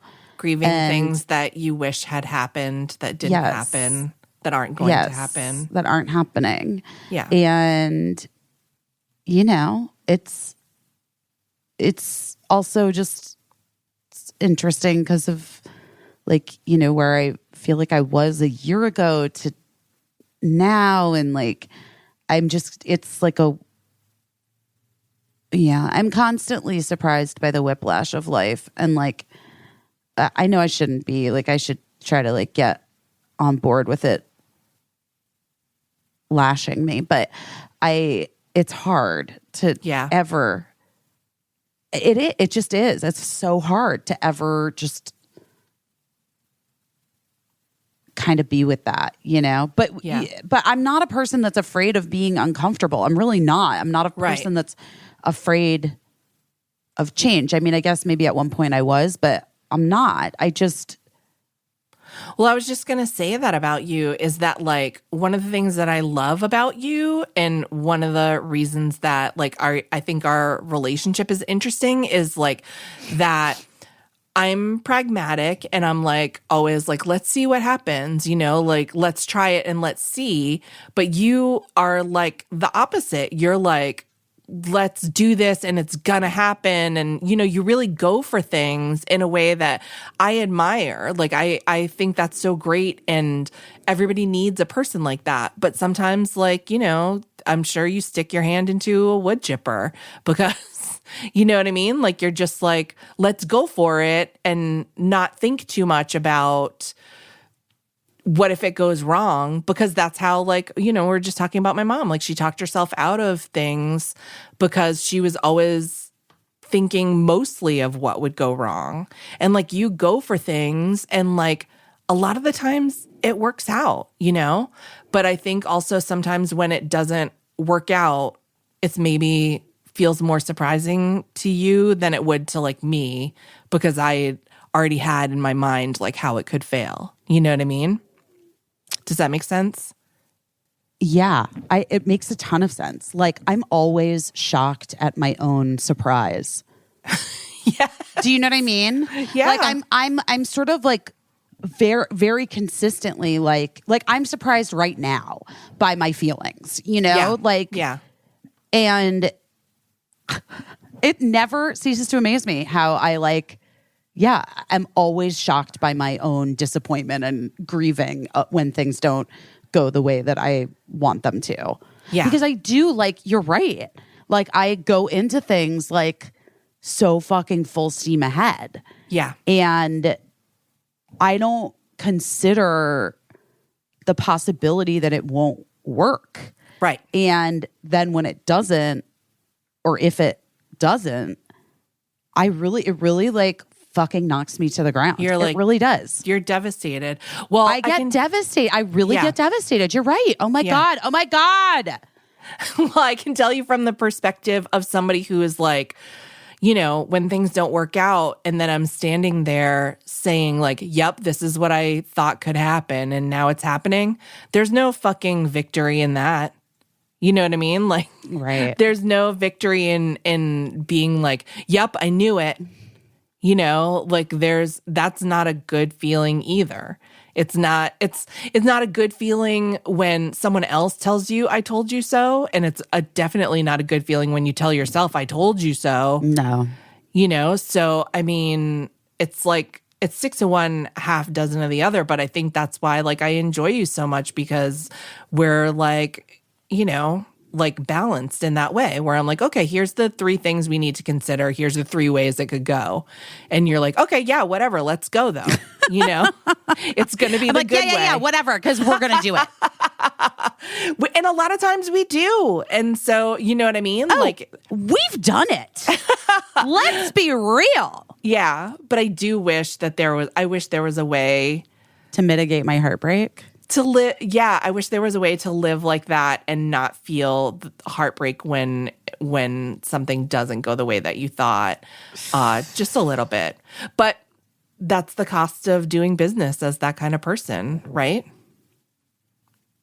It's the cost of doing business. And by business, as a I mean like woman, the business of life. You know, that's the cost of like being that kind of person that can like just run headlong into adventure all the time. And like, you know, so many times you don't hit an iceberg, but sometimes you do. Sometimes you really fucking do. Yeah. Well, guys, happy fucking New Year. Do you have any like we were talking about resolutions. I feel like everybody's kind of over resolutions. But do you have anything that like just I feel like I'm gonna like read more? How basic is that? I'm definitely not gonna read more. You're definitely not gonna read more? No, for sure not. It's not, I mean, you read a lot as it is. No, I don't. Not anymore. No. I feel like I just read a lot of junk. I got this book for Christmas. What's it called? It's called Dickens and Prince by Nick Hornby. I like Nick Hornby's I writing. like Nick Hornby too.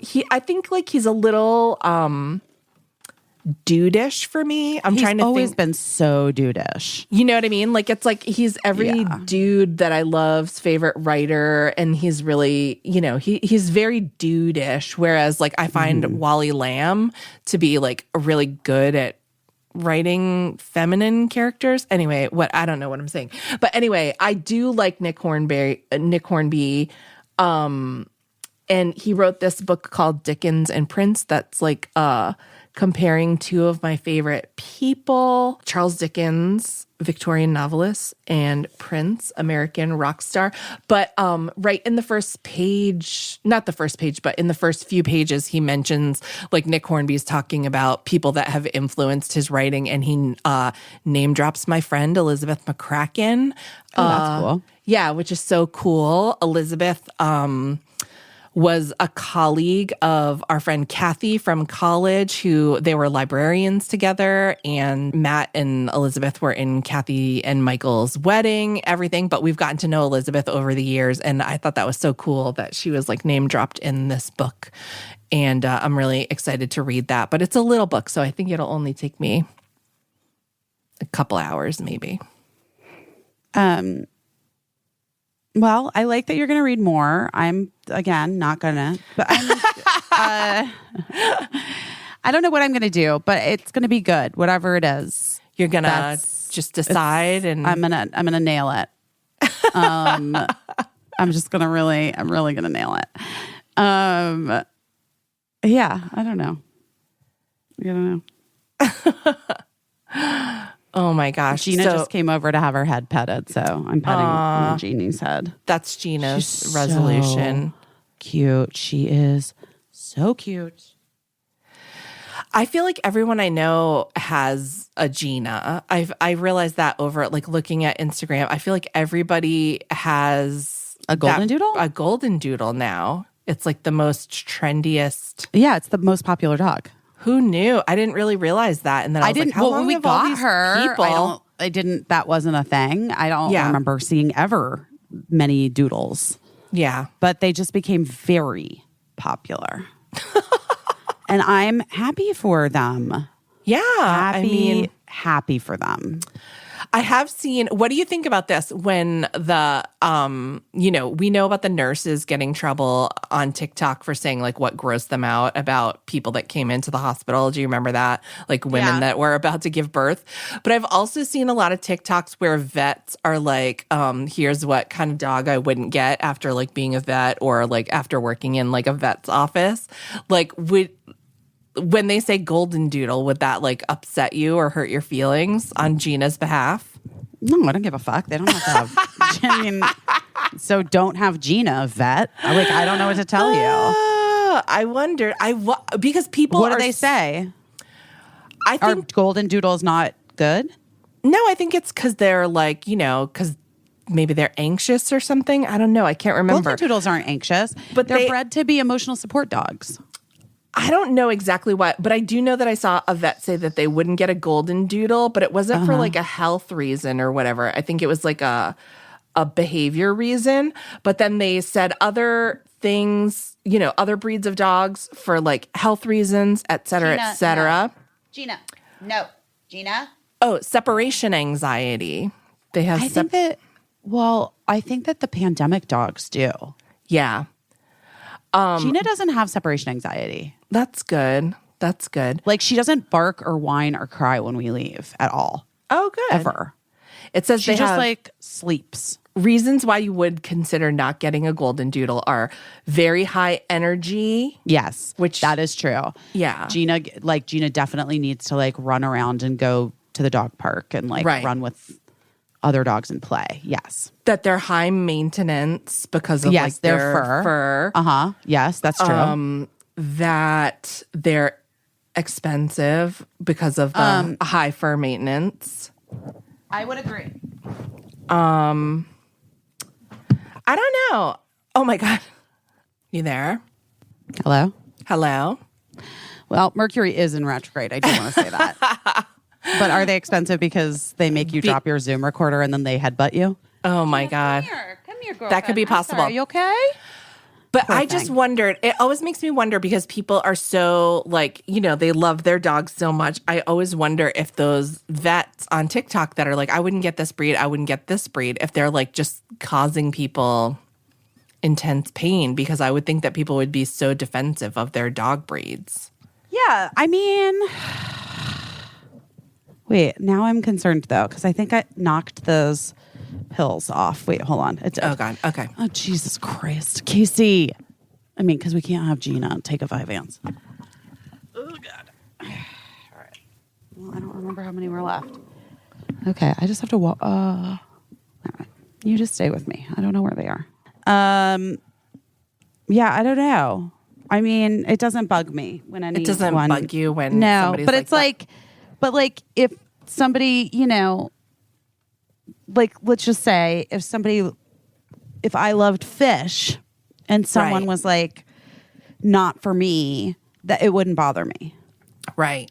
I'm not a Right. person who easily gets like deterred from things because of others' opinions of it. Yeah. It's interesting. One time we had on Watch What Happens Live, we had the American Kennel Club finalists, I think. The dogs and their owners came on, and there was like this, you know, the kind of dog that it like looks like a sheepdog, but then the hair is almost in like big ropes. Yes, I do. We had that kind. I don't know what that, but I know that Andy made a joke that the dog smelled weird, and he had to literally apologize on air because the owner was so upset. But did the dog smell weird? I don't know. I didn't smell it. Is it a commodore? Is that the name? That's of exactly the dog? right. Yeah. I don't know. I didn't get close enough to the dog to know if it smelled or whatever, but he was just joking, but he did have to apologize because the owner's feelings were very hurt. But that's not like, that's, But you that's know, like not about a whole breed. That's literally Right. about like that one a dog. Yeah. And by the way, also that would like hurt that, my feelings if that somebody was person, like, like- "Ew, Gina's gross." I'd be like, Yeah, "Are you exactly. out of your fucking mind?" Exactly. She's the best dog in the world, and I love her so much. All right, well, I think I got these pills up. I don't. Jesus Christ, Caissie. I think we should end this podcast. Guys, we love you. We love you. Happy New Thanks Year. for showing up, sticking around. Happy New Year. There's tickets on sale for our tour. It's coming up. Yeah. I told Caissie I'm glad she got COVID before the tour because I was a little concerned. Oh, yeah. Well, we'll see. I'm going to try not to Get it again. not to do the wildest thing and get it again. But hope you're all being safe and hope you had a nice New Year's Eve. Although if you did, I'd love to hear how you did it because I maintain that it's nearly impossible. I think it's nearly impossible. Anyway, welcome to 2023. Let's see what happens. Yeah, I think it's going to be, something. Guys, we love you. Thank you for this year. Thank you for everything, and thanks to everyone for all of the kindness as my family goes through this truly sucktastic event. I'm sorry, Case. I know. I am too. Not as sorry as I am. All right, bye, you guys. Bye. I don't know what I'm doing, but I'm doing my best.